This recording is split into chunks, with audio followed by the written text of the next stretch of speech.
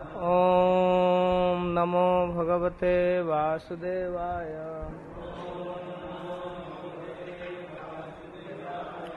ओम नमो भगवते वासुदेवाय।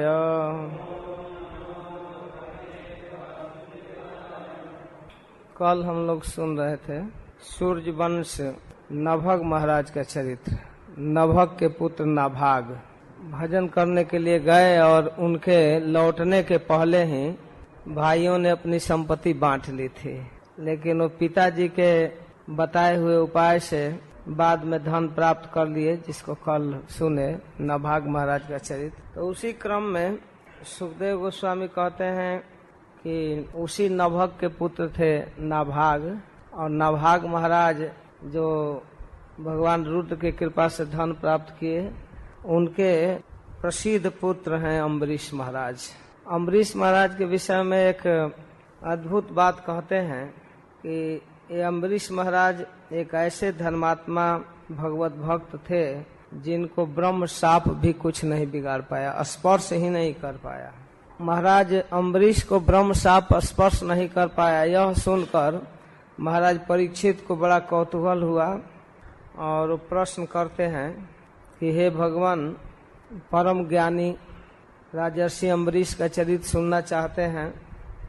ब्राह्मण के क्रोधित होने पर भी उनको ब्रह्मशाप कुछ नहीं बिगाड़ पाया, जबकि ये प्रसिद्ध बात है कि किसी भी अवस्था में ब्रह्मशाप टाला नहीं जा सकता है।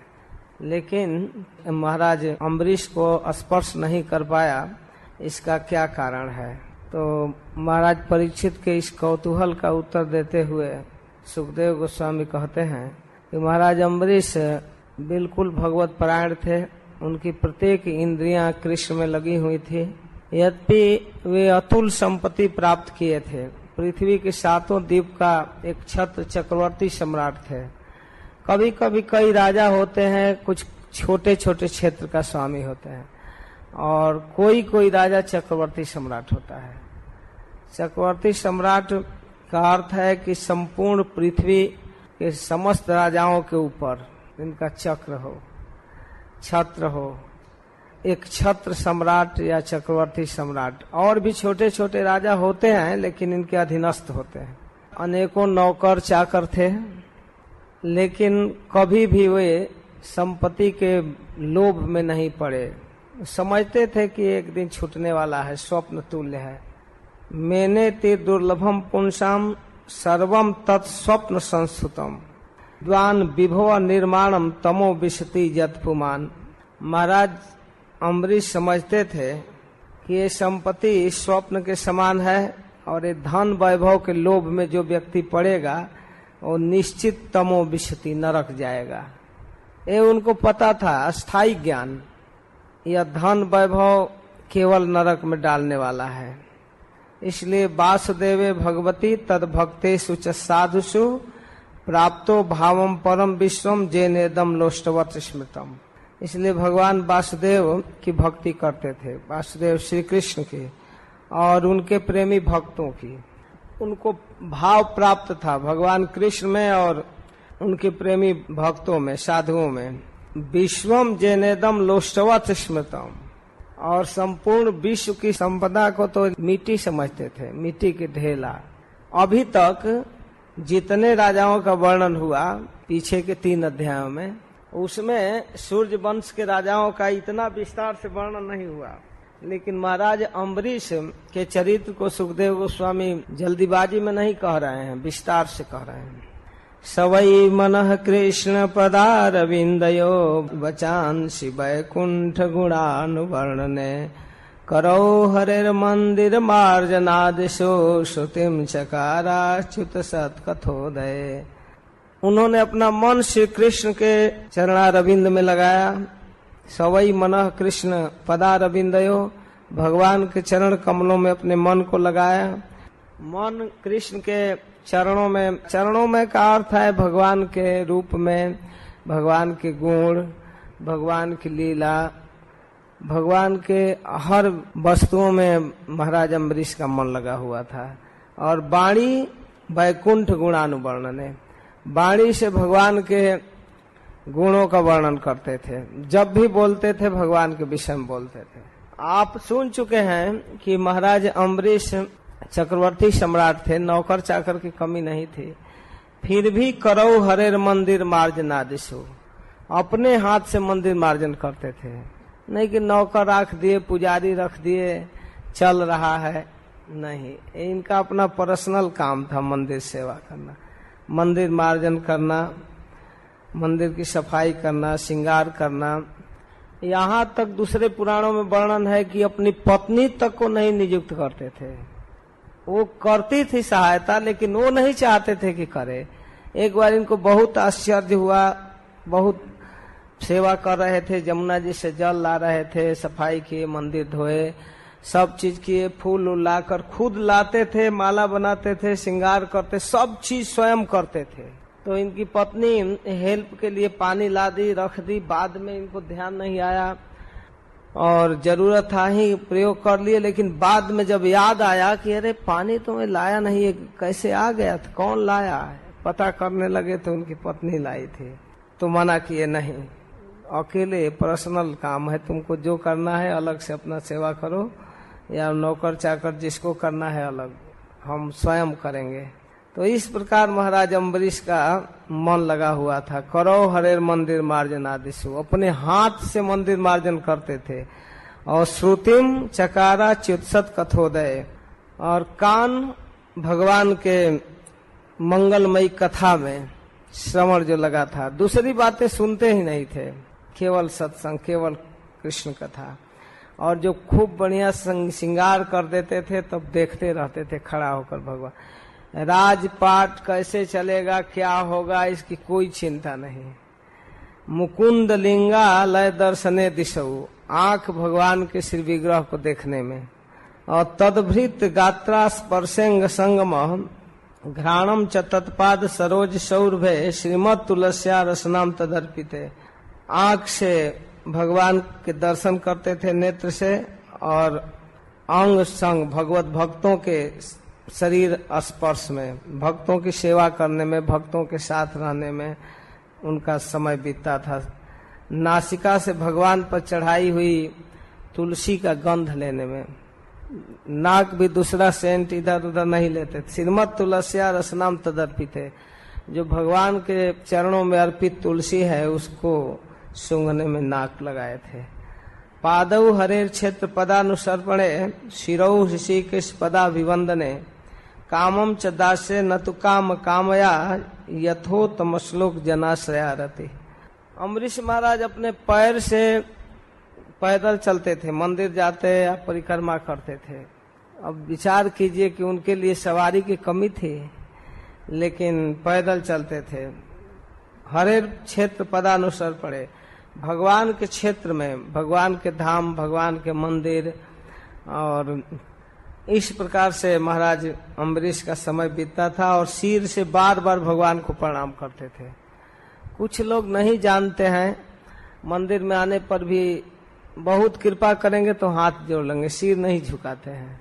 लेकिन महाराज सार्वभौम सम्राट प्रणाम करते थे।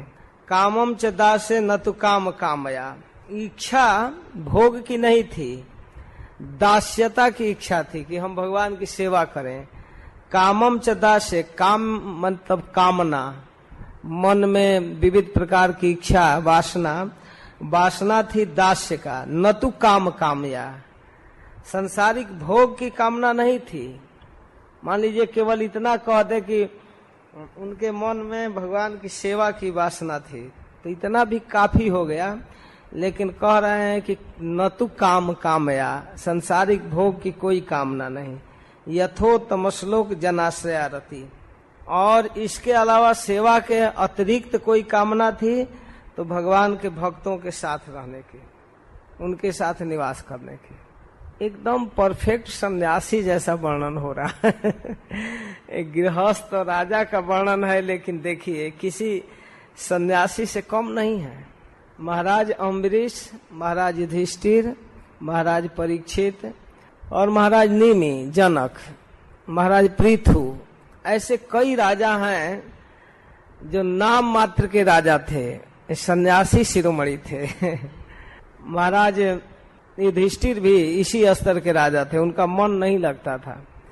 भागवत में वर्णन है कि उनकी भोग संपदा, स्त्री, भाई उनको सुख नहीं दे पाए।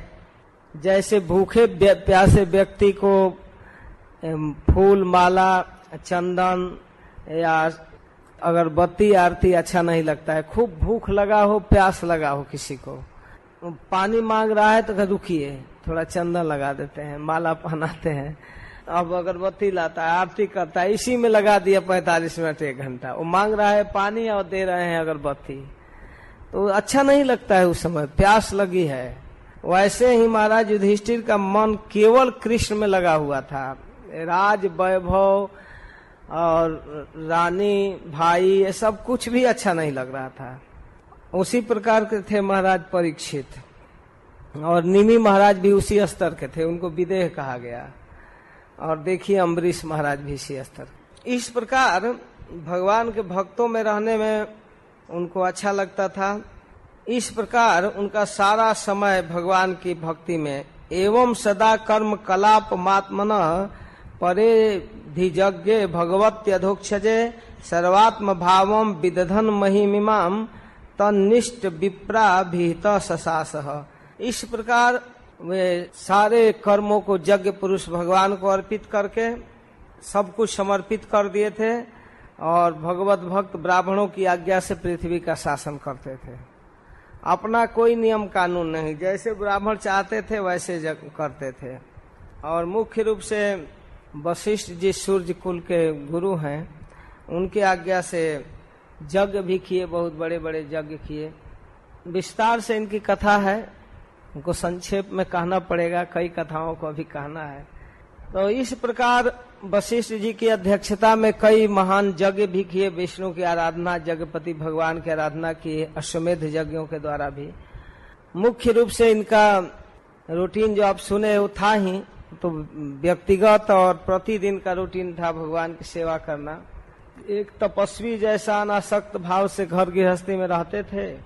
इनके विषय में पहले ही सुखदेव गोस्वामी कह रहे हैं कि उनकी अनन्य भक्ति के प्रभाव से भगवान शाश्वत रूप से, परमानेंट रूप से उनके रक्षा में सुदर्शन चक्र नियुक्त कर दिए थे। ये नहीं कि जब जरूरत पड़ेगा स्मरण करेंगे भगवान का तब भगवान सहायता करेंगे। सुदर्शन चक्र सदा उनके साथ रहता था, सदा प्रकट नहीं रहता था। जब भी दिक्कत होता तो कहना नहीं पड़ता था कि हमारी सहायता कीजिए। जैसे कोई नियुक्त बॉडीगार्ड व्यक्ति की रक्षा करता है, साथ साथ रहता है, तो हमेशा नहीं कहना पड़ता है कि हमारी रक्षा करो, वो उसका ड्यूटी ही है। उसी प्रकार चक्र नियुक्त कर दिया गया था, विरोधियों को भयभीत करने वाला, जो भगवत भक्तों का रक्षक। उनके एकांत भक्ति से प्रभावित होकर के भगवान अपना चक्र नियुक्त कर दिए थे। 28 नंबर का श्लोक में वर्णन है, तस्माद अद्धाद हरि चक्रम प्रत्यनीक भयावहम एकांत भक्ति भावेन प्रीतो भृत्याभिरक्षणम। अपने भक्तों के रक्षा में जो अपने चक्र को रखते हैं, वो चक्र एकदम नियुक्त कर दिए। और थोड़ा सा यहाँ संकेत किया गया है नीचे के श्लोक में कि आरी राधेशु कृष्ण महिष्या तुल्यशीलया युक्त सांवत्सरम वीरो दधार द्वादशी व्रतम। आरी राधेशु कृष्ण महिष्या तुल्यशीलया। अम्बरीश महाराज कृष्ण के भक्त थे, भजन कर रहे थे। एक बार भगवान कृष्ण की आराधना अपनी पत्नी के साथ किए 1 साल तक एकादशी व्रत। एकादशी व्रत कैसा, जो द्वादशी प्रधान एकादशी है, द्वादशी व्रतम। सूर्योदय के समय अगर एक क्षण 1 मिनट भी एकादशी हो और पूरा दिन द्वादशी हो, तो उस एकादशी को वैष्णव लोग पालन करते हैं, उसको कहते हैं द्वादशी विधा एकादशी। और दूसरे दिन त्रयोदशी शुरू होने के पहले ही पालन करना पड़ता है जल्दी। द्वादशी विधा एकादशी 1 साल तक महाराज अम्बरीश बड़े संकल्प के साथ कर रहे थे, और उसमें इनकी पत्नी भी थी साथ में। और पत्नी के विषय में कहा गया है महिष्या तुल्यशीलया। तुल्यशीलया शब्द कहकर सुखदेव गोस्वामी को दूसरे पुराण में जो वर्णन है पत्नी के विषय में, वो सब स्मरण आ रहा है, लेकिन अब विस्तार नहीं करना चाहते हैं, इसलिए एक शब्द दिए हैं कि जो अपने पति के समान शीलवान थी, एकदम शीलवती थी। जो गुण पति का था वही तुल्यशीलया, हु बहु वही, उसी प्रकार मन कृष्ण में लगा था, उसी प्रकार कृष्ण की कथा सुनती थी, उसी प्रकार मंदिर मार्जन। तुल्यशीलया माने एकदम हु बहु अम्बरीश महाराज के समान उनका स्वभाव था। भक्ति परायणा, संसार से विरक्त, समान शील वाली थी। तो एक बार पति पत्नी दोनों मिल करके द्वादशी व्रत किए, युक्त संवत्सरम वीरो, 1 वर्ष के लिए, और वो व्रत कार्तिक महीना में 1 साल पूरा होने के बाद पूरा हुआ। जब द्वादशी विधा एकादशी की जाती है तो दूसरा दिन पारण का बहुत महत्व बढ़ जाता है। ऐसे एकदम फिक्स टाइम के अंदर करना पड़ता है, त्रयोदशी न प्रारंभ हो जाए, ये ध्यान रखना पड़ता है। सूर्योदय होने के बाद जो द्वादशी का टाइम बचा रहेगा दूसरे दिन, उसमें पारण कर लेना चाहिए। तो कभी कभी बहुत कम समय रहता है, 2-4 मिनट, 5 मिनट, 7 मिनट के अंदर करना पड़ता है। इसलिए महाराज अम्बरीश जमुना में स्नान करके, भगवान की पूजा करके, भगवान का अभिषेक करके, सब चीज करके अब द्वादशी का पारण करने के लिए तैयार हुए। दूसरे दिन तब तक एक तेजस्वी ब्राह्मण सुप्रसिद्ध दुर्वासा जी आ गए अपने शिष्यों के साथ। पहले ही महाराज अम्बरीश ब्राह्मणों को दान देकर एकदम तैयार थे। बहुत सुंदर दान का भी वर्णन है, खूब अच्छी गायें दान किए और काफी गाय दान की, 60 करोड़ गाय दान किए। और गायों के सींग सोने से मढ़ा हुआ था, खूर चांदी से मढ़ा हुआ था, और सबके ऊपर खूब सुंदर वस्त्र ओढ़ाया गया था। और गायें बड़ी सुशील थी, पैर लात मारने वाली नहीं थी, और दूध देने वाली थी, देखने में भी सुंदर थी और खूब दूध देने वाली। और सब कुछ दिए, पारण के लिए तैयारी हो रही थी। तब तक दुर्वासा मुनि आ गए, अभी पारण नहीं कर पाए। तो दुर्वासा मुनि आए तो उनको देखकर खड़ा होकर आदर किए महाराज अम्बरीश, और कहे कि हे महात्मन, हे ब्राह्मण देव, आप भले पधारे, बहुत अच्छा हुआ। तो हम पारण करने चल जा रहे हैं, आप भी कुछ खाइए। तो कहे नहीं नहीं, मैं आ रहा हूँ, जमुना स्नान करके नित्य क्रिया से निवृत्त होकर मैं आ रहा हूँ, तब खाऊंगा। अब तो पारण का टाइम बीत रहा है, इधर जमुना नहाने चले गए। और महाराज अम्बरीश तो बड़ा धर्म संकट में पड़े कि इनका तिरस्कार करके खाना भी उचित नहीं है, और साल भर व्रत किए, इसको भंग करना भी उचित नहीं है। तो समय के अंदर पारण कर लेना चाहिए।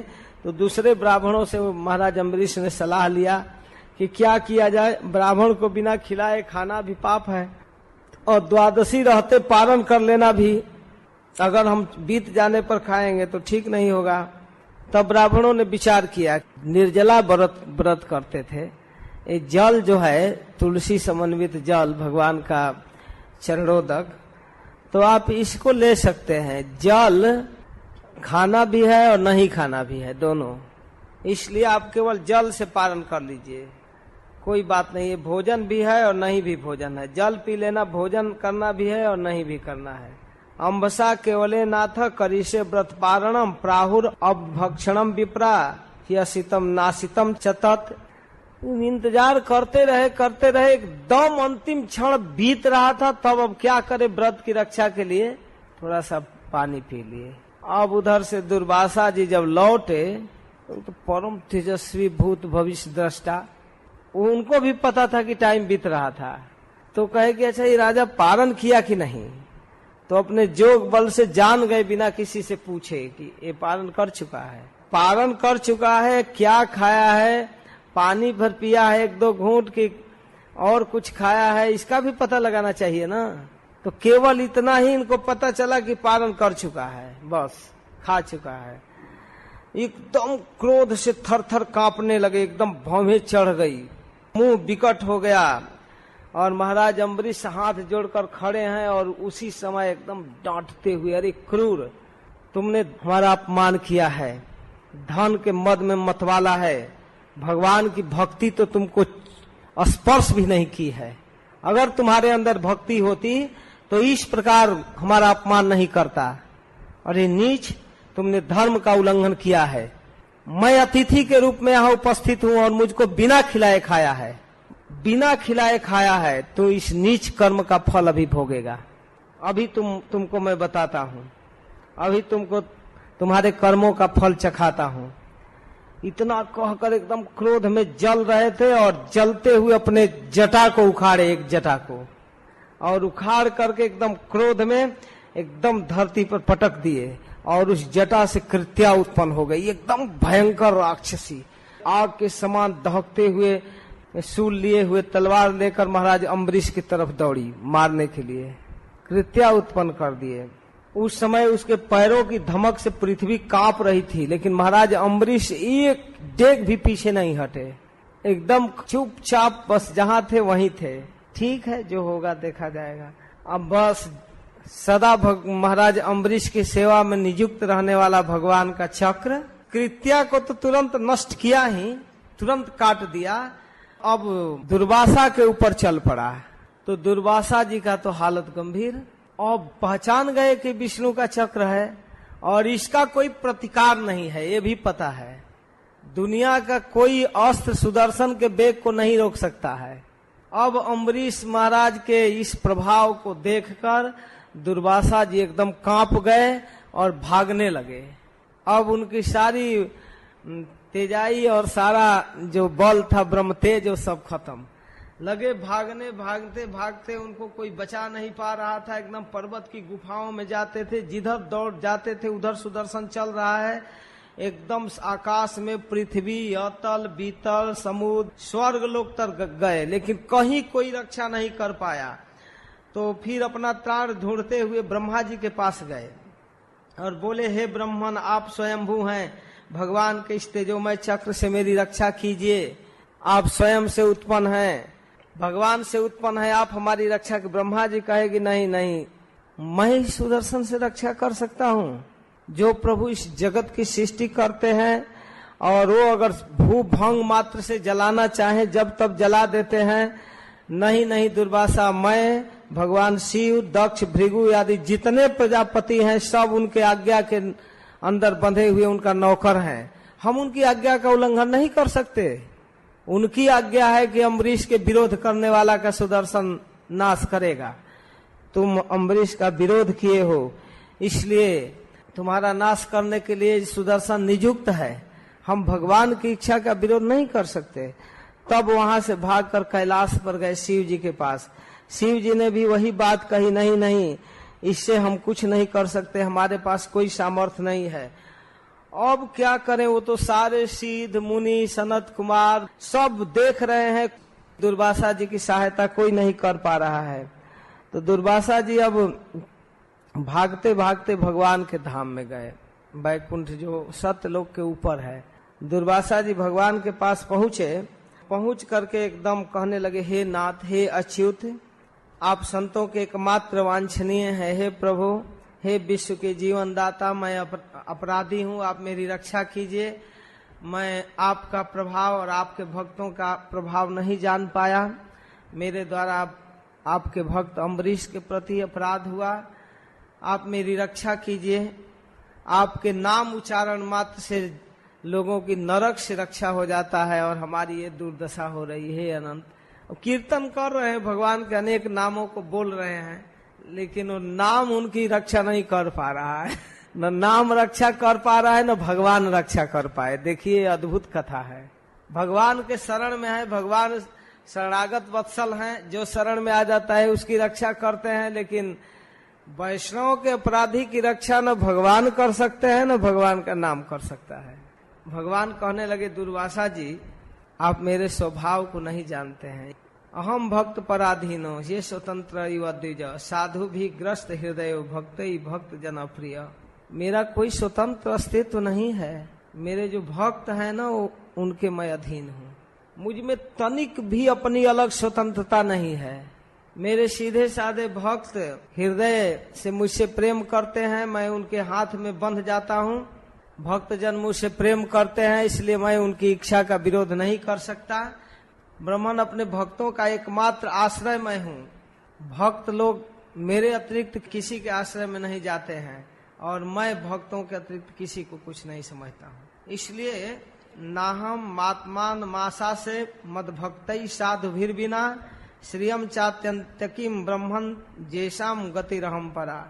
अपने भक्तों का एकमात्र आश्रय मैं हूँ, इसलिए अपने साधु स्वभाव भक्तों को छोड़कर मैं और कुछ नहीं चाहता, कुछ नहीं चाहता। मैं तो भक्तों से बहुत प्रेम करता हूँ और न अपनी अर्धांगिनी विनाश रहित लक्ष्मी को चाहता हूँ, यहाँ तक कि लक्ष्मी से भी ज्यादा प्रेम मैं अपने भक्त से करता हूँ। ये दारागार पुत्राप्तान प्राणन बीत मिमम परम हित्वा माम शरणम जाता कथम तांस त्यक्तुमुत्सहे। जो भक्त स्त्री पुत्र घर गुरुजन प्राण धन संपदा यह लोक परलोक सब कुछ छोड़कर केवल मेरा भजन करता है, उसको मैं कैसे छोड़ सकता हूँ। जो सब कुछ मेरे लिए छोड़ दिया उस भक्त को मैं कैसे छोड़ सकता हूँ। जैसे सती स्त्री अपने पातिव्रत से सदाचारी पति को वश में कर लेती है, उसी प्रकार मैं भक्तों के वशीभूत हूँ। मई निर्बद्ध हृदया साधव समदर्शना बसी कुर्वन्ति माम भक्त्या सतस्त्रिय सतपतिम जतः। जैसे पतिव्रता स्त्री के अधीन पति हो जाता है, वैसे मैं भक्तों के अधीन हो जाता हूँ। साधो हृदयम मह्यम साधुनाम हृदयम तो हम मदन्यत ते न जानन्ति नाहम तेभ्यो मनागपि। मत अन्यत्र ते न जानन्ति, वे मेरे अतिरिक्त कुछ भी नहीं जानते हैं और न मैं कुछ जानता हूँ। मेरे हृदय में कुछ है, बस साधु ही मेरे हृदय हैं और साधुओं का हृदय मैं हूँ। मैं उनके हृदय में रहता हूँ, हमारे हृदय में वे रहते हैं। ये हमारा स्मरण करते हैं, हम उनका करते हैं। उपाय उपायम कथयिष्यामि तव विप्र शृणु सुतत्। एक उपाय बताता हूँ, आप सुन लीजिए। उपाय यह है कि आप जिसके कारण इस संकट में पड़े हैं उसी के पास जाइए। आप जाइए अम्बरीश के पास, आपका मंगल होगा। ये तो निश्चित है कि ब्राह्मण तपस्या और विद्या के बल में परम कल्याण कर सकते हैं, अपना भी दूसरों का भी। तेजस्वी ब्राह्मण है, तपस्वी है तो कर सकता है, लेकिन उदंड जब हो जाता है, ब्राह्मण मर्यादा का पालन नहीं करता, इतना भी ध्यान नहीं है कि वैष्णव के साथ कैसा व्यवहार करना चाहिए, वो अन्यायी हो जाता है, तो उसकी तपस्या तेज भी उल्टा फल देने लगती है। तो आप जाइए, आपका कल्याण हो। आप नभाग नंदन परम भाग्यशाली अम्बरीश के पास जाइए, तब आपकी शांति होगी। वो क्षमा कर देगा। क्षमा करना नहीं है अम्बरीश को, वो पहले से ही क्षमा कर दिए थे। उनके मन में तो दुर्वासा जी के प्रति कोई क्रोध था ही नहीं। एक देखिए वैष्णव सिद्धांत है कि वैष्णव के अंदर प्रतिशोध की भावना नहीं होती, यही उनकी साधुता है। अपने प्रति किए गए अपकार का बदला लेने की प्लानिंग तो सोचिए उनके मन में आता ही नहीं, एक क्षण के लिए भी नहीं। यही साधुता है। लेकिन वैष्णव के चरण रज जो है, जो जगत को पवित्र करने की क्षमता रखता है, वो नाराज हो जाता है। चरण रज की आराधना जब तक नहीं होती तब तक वो माफ नहीं होता है। वैष्णव के जो चरण में रज है, पवित्र करने की क्षमता और कृष्ण भक्ति को बढ़ाने की जो क्षमता है चरण रज में, बिना महत्पाद रजोभिषेकम, जब तक महत पुरुषों के रज में अभिषेक नहीं होता तब तक कृष्ण में चित्त नहीं लगता। तो जब तक उस चरण में पढ़ करके उस रज को स्पर्श नहीं किया जाता तब तक माफ नहीं होता। ये सिद्धांत है। तो अब तो दुर्वासा जी जब भगवान उपाय बता दिए तो अब लौट कर आए और आए एकदम दौड़ कर अम्बरीश महाराज के चरण पकड़ लिए, छोड़ दिए अपने ब्रह्म तेज का अहंकार, सीधे चरण पकड़ लिए। एवं भगवता दिष्टो दुर्वासा चक्र तापितः अम्बरीशम उपावृत्य तत्पादौ दुखितो ग्रहित। इतना दुखित थे कि उनके चरण को तत्पादौ, दोनों चरणों को पकड़ लिए एकदम। अब बताइए कि महाराज अम्बरीश कभी चाहते होंगे कि दुर्वासा हमारा चरण पकड़े, लेकिन अब दुखी ब्राह्मण अब क्या करे, पकड़ लिया चरण जबरदस्ती।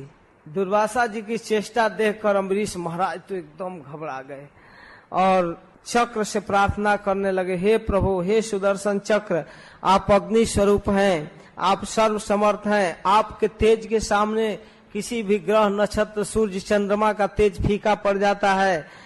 आप भगवान के प्यारे हैं, आप भक्तों की रक्षा के लिए नियुक्त किए गए हैं, आप इस ब्राह्मण की रक्षा कीजिए प्रभु, भगवान का भक्त हैं दुर्वासा जी, आप परम पुरुष परमात्मा भगवान के तेज हैं, आप इस तरह मत कीजिए, धर्मों की मर्यादा की रक्षक हैं आप, ये ब्राह्मण दुखी है, इसे क्षमा कर दीजिए।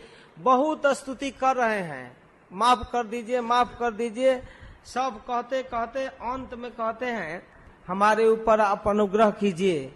यदि मैंने आज तक अपने जीवन में कुछ दान किया है, यज्ञ किया है, धर्म का पालन किया है, हमारे वंश के लोग ब्राह्मण को ही अपना आराध्य मानते आ रहे हैं, अगर मैं भगवान के चरणों में कुछ भी भक्ति किया हूँ, दुर्वासा का जलन मिट जाए। अपना समस्त तपस्या, अपने समस्त दान, अपनी समस्त भक्ति दुर्वासा के दुख निवृत्ति के लिए महाराज अम्बरीश ने समर्पित कर दिया। जो कुछ मैं अपने जीवन में किया हूँ वो सबको खर्च कर देता हूँ इस ब्राह्मण की रक्षा के लिए। आप भगवान समस्त गुणों के एकमात्र आश्रय, यदि मैंने समस्त प्राणियों के आत्मा के रूप में देखा है, यदि आप मुझ पर प्रसन्न हैं, दुर्वासा जी के हृदय की जलन मिट जाए। तो इस प्रकार जब महाराज अम्बरीश प्रार्थना करने लगे और अपना सारा भजन भक्ति दे दिए दुर्वासा की रक्षा के लिए, तो एकदम चक्र शांत। इतना महान साधु एक भक्त की रक्षा के लिए अपने भक्ति को निछावर कर दिए। और इसके बाद दुर्वासा जी को जब शांति मिली, जलन मिट गया, तब दुर्वासा मुनि महाराज अम्बरीश को आशीर्वाद देने लगे। ओहो, आज मैं भगवान के भक्तों की महिमा देखा। अहो अनंत दासा नाम महत्तम दिष्ट मध्य में, आज अद्य में, आज मैंने भक्तों की महिमा देखा। मैंने आपका अपराध किया, लेकिन आपने हमारे मंगल की कामना किया। ये है कृतागसोपी यद राजन, हे राजन मैंने आपके चरणों में अपराध किया, मंगलानी समीह से, लेकिन आपने हमारी मंगल की कामना किया। यही है साधु का लक्षण। और असाधु का लक्षण है कि थोड़ा सा भी अपराध, थोड़ा सा भी गलती सह नहीं पाता है, बस प्रतिशोध, बदला लेने की भावना है। वास्तव में जिन्होंने भगवान श्री हरि के चरण कमलों को दृढ़ता से पकड़ा है, ऐसे साधु पुरुषों के लिए कौन सा कठिन काम है। उनका हृदय इतना उदार है, वो किस चीज को त्याग नहीं सकते। सारी भजन भक्ति दान तपस्या सब कुछ निछावर कर दिए कि इस ब्राह्मण की रक्षा हो। दुष्कर्म को नु साधु नाम दुस्तेजो व महात्मा नाम, यही संगृहितो भगवान शाश्वताम ऋषभो हरि। जिस पर भगवान प्रसन्न है उसके लिए क्या दुर्लभ है, और उसके लिए त्यागने में क्या कठिन है, कुछ भी नहीं। जन नाम श्रुति मात्रेण पुमान भवती निर्मल, तस्य तीर्थ पद किम वा दासा नाम अवशिष्यते। जिनके मंगलमय नामों के श्रवण करने से, केवल सुनने से जीव पवित्र हो जाता है, उन्हीं भगवान का जो डायरेक्ट एकदम साक्षात सेवक है, उसके लिए क्या दुर्लभ है। भगवान के नाम में इतनी महिमा है कि सुनने मात्र से व्यक्ति को पवित्र कर देता है। हरे कृष्णा कृष्णा कृष्णा हरे हरे, हरे राम राम राम हरे हरे। हे महाराज, आपके हृदय में हमारे लिए इतनी करुणा, इतनी भारी अनुग्रह। अहो, आपने मेरे अपराध को भुलाकर मेरे प्राणों की रक्षा की। सुखदेव गोस्वामी आगे कह रहे हैं कि अम्बरीश महाराज जब से दुर्वासा जी गए तब से भोजन नहीं किए, उनका इंतजार करते रहे, दुर्वासा जी कब आएंगे और उनको खिलाकर खाऊंगा। इस प्रकार पहले तो दुर्वासा अम्बरीश के चरण पकड़े थे, अब अम्बरीश महाराज दुर्वासा जी के चरण पकड़ते हैं और आदर पूर्वक कहते हैं, हे ब्राह्मण, आप मेरे ऊपर अनुग्रह कीजिए, आप भोजन कीजिए। तो बड़े प्रेम से दुर्वासा जी भोजन किए, उनको खिलाए, बड़ा आदर से भोजन कराए। जब दुर्वासा जी तृप्त हो गए और कहे कि हे राजन आप भी भोजन कीजिए, तब अम्बरीश महाराज अपने संबंधियों के साथ, परिवार के साथ भोजन किए। तो इस प्रकार यह महाराज अम्बरीश का दिव्य चरित्र है। दुर्वासा जी अत्यंत प्रसन्न है, कह रहे हैं कि मैं आपके आतिथ्य से बहुत प्रसन्न हूँ। और हे अम्बरीश, तुम्हारा ये दिव्य चरित्र जो भगवान की भक्ति है और हमारे प्रति तुम्हारा जो व्यवहार है, वो स्वर्ग में गाया जाएगा, देवताओं के बीच में। स्वर्ग की देवंगनाएं गाएंगी आपके चरित्र को, संपूर्ण जगत में आपकी कीर्ति फैलेगी। इस तरह से दुर्वासा जी उनको आशीर्वाद दिए और फिर चले गए। दुर्वासा जी जब चले गए तो अम्बरीश भोजन किए और इनके कारण दुर्वासा जी का दुख में पड़ना और फिर अपने ही प्रार्थना से उनको छुड़ाना, यह देखिए भगवान के भक्तों की महिमा। इस प्रकार राजा अम्बरीश के अनेक गुण हैं जो भगवान को बस में रखते हैं। अम्बरीश ने अपने समान ही तेजस्वी पुत्र उत्पन्न किए और उन पुत्रों को राज्य देकर वन में चले गए फिर तपस्या करने। घर में भी भजन करते थे, उनका घर और वन में अंतर नहीं था, फिर भी घर गृहस्थी बंधन का कारण है, यह समझकर उन्होंने घर छोड़ दिया, अपने पुत्रों को राज्य दे दिया। तो इस प्रकार महाराज अम्बरीश का ये पवित्र आख्यान है। जो व्यक्ति इसका संकीर्तन करता है, स्मरण करता है, वो भगवान की भक्ति में दृढ़ता से जुट जाता है, जैसे अम्बरीश महाराज जुटे थे। इसके बाद सूर्य वंश में आने वाले और राजाओं का वर्णन। अम्बरीश के 3 पुत्र हुए, विरूप, केतुमान और शंभु।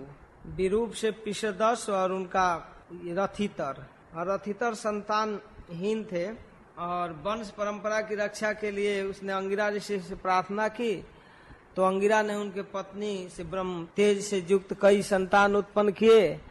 यद्यपि वे रथितर से उत्पन्न थे, लेकिन अंगिरा जी के द्वारा उत्पन्न करने के कारण वे अंगिरस ब्राह्मण हो गए। क्षत्रोपेत ब्राह्मण थे, क्षत्रिय और ब्राह्मण दोनों गोत्र से इनका संबंध था।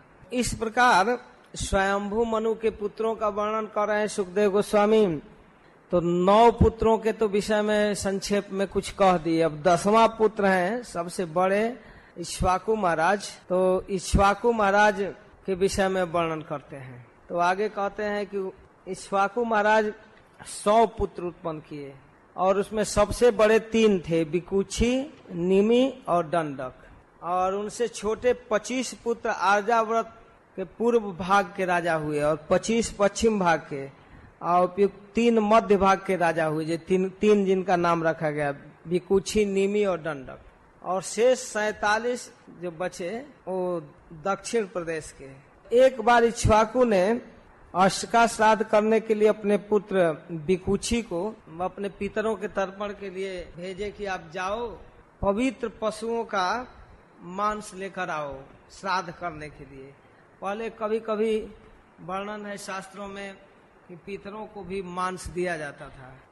तो ये गए, धनुष बाण उठाए, जंगल में गए, खोज रहे थे। सभी पशुओं को नहीं मारना है, कुछ खास हरिण को, खरगोश को मारना था। वन में घूमते घूमते, शिकार खोजते खोजते विकुक्षी को भूख लग गया बहुत तेज। तो कई पशु मारे थे, उसमें से एक खरगोश खा लिए, कच्चा खरगोश खा गए और बचा हुआ मांस लाकर अपने पिताजी को दे दिए।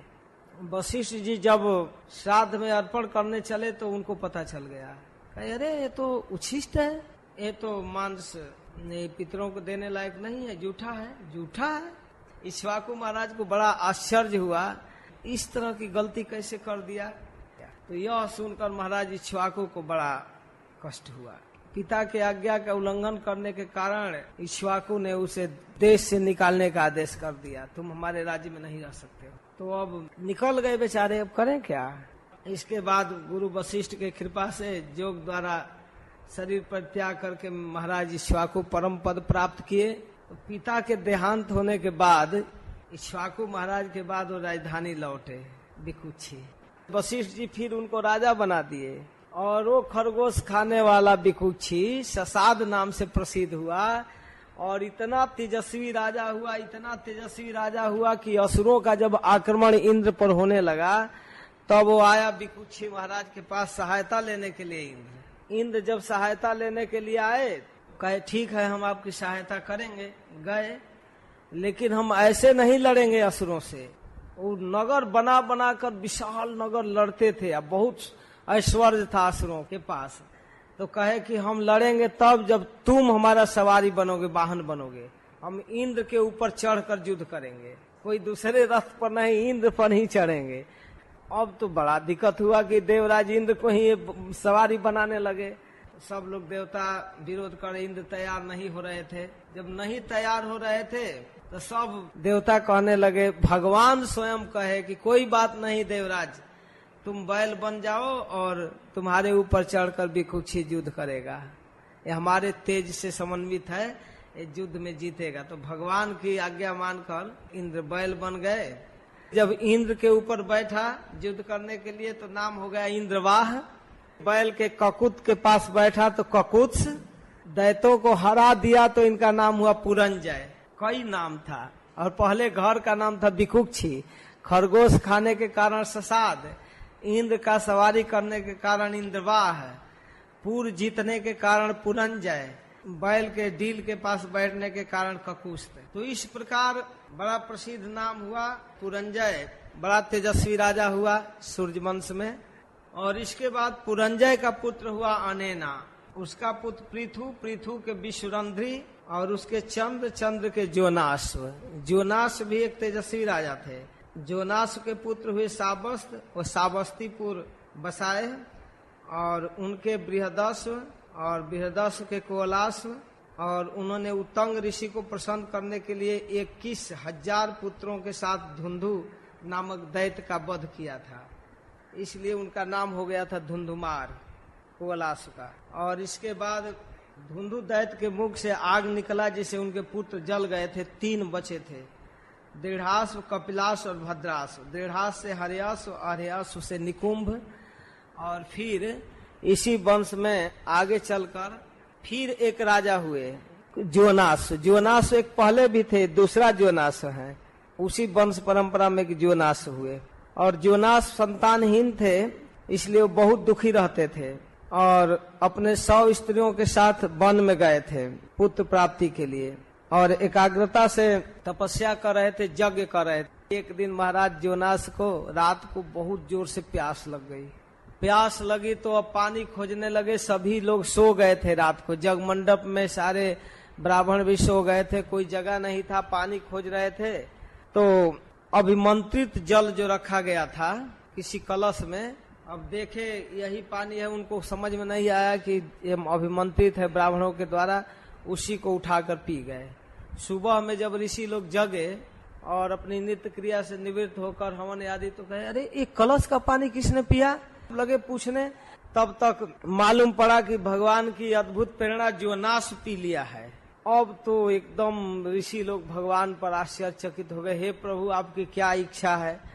धन है प्रभु, वास्तव में आपका बल ही बल है, चाहे कोई भी कुछ भी बुद्धि लगावे कुछ नहीं हो सकता। अब तो राजा के गर्भ में, राजा के पेट में पुत्र हो गया। वही उसी अभिमंत्रित जल से चरु बनाना और रानी को देना था, वो राजा पी लिया तो राजा को ही गर्भ हो गया। ऋषि लोग कहे कि कोई बात नहीं, आप इंतजार कीजिए, आपसे पुत्र पैदा होगा। लेकिन जब जोनास को बहुत दिक्कत होने लगा तो प्रसव का जब समय आया 9-10 महीना के बाद पुत्र के जन्म का, तो दाहिना कोख फाड़ करके एक पुत्र पैदा हुआ। बड़ा तेजस्वी संतान उत्पन्न हुआ, लेकिन उसको पीने के लिए दूध नहीं है। तो अब बड़ा विचित्र अवस्था, ऋषि लोग क्या करे कैसे करे। तब तक इंद्र भी वहां उपस्थित थे। तो इंद्र कहे कि कोई बात नहीं, ये बच्चा रो रहा है। तो उसको कहे, इंद्र अपना तर्जनी अंगुली जिसमें अमृत निकलता है उसको पियाए। माँ धाता चिंता, माँ चिंता मत करो, मैं तुम्हारी रक्षा करूंगा, रो मत बेटा, इतना कहकर वो तर्जनी अंगुली उस बालक के मुंह में डाल दिए इंद्र। तो तर्जनी अंगुली पीने लगा और पीते पीते सुख का अनुभव किया। बच्चा को तो इंद्र बचा लिए और नाम उसका पड़ गया प्रसिद्ध मानधाता। मानधाता उस बच्चे का नाम पड़ा। बड़ा तेजस्वी राजा हुए मानधाता। और ऋषियों ने जोनास की भी रक्षा कर ली। तो ये भगवान की अद्भुत लीला है। और इस प्रकार महाराज मानधाता बड़ा तेजस्वी राजा हुए। त्रसदस्यु भी नाम इंद्र रखे थे। त्रसदस्यु, दस्यु माने डाकू, और त्रस माने त्रास देने वाला, डाकुओं को जो दुख देता।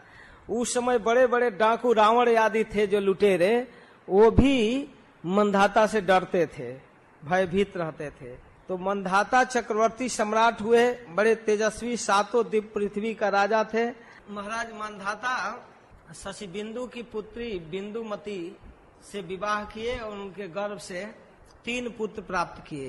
पुरुकुत्स, अम्बरीश, दूसरा अम्बरीश है, जिस अम्बरीश की कथा हुई उससे भिन्न अम्बरीश, और जोगी मुचकुंद।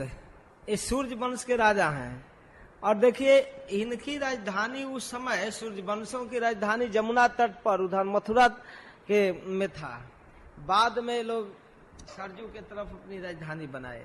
मथुरा में राजा थे मंधाता महाराज, सूर्यवंश के राजा थे। मथुरा में इनकी राजधानी थी। परम तेजस्वी मुचकुंद, अम्बरीश और पुरुकुत से 3 पुत्र हुए और 50 पुत्रियां थी मंधाता मुनि। सुखदेव गोस्वामी कहते हैं कि उन 50 लड़कियों से शौभरी मुनि ने विवाह किया। परम तेजस्वी शौभरी एक बार जमुना में डुबकी लगाकर तपस्या कर रहे थे।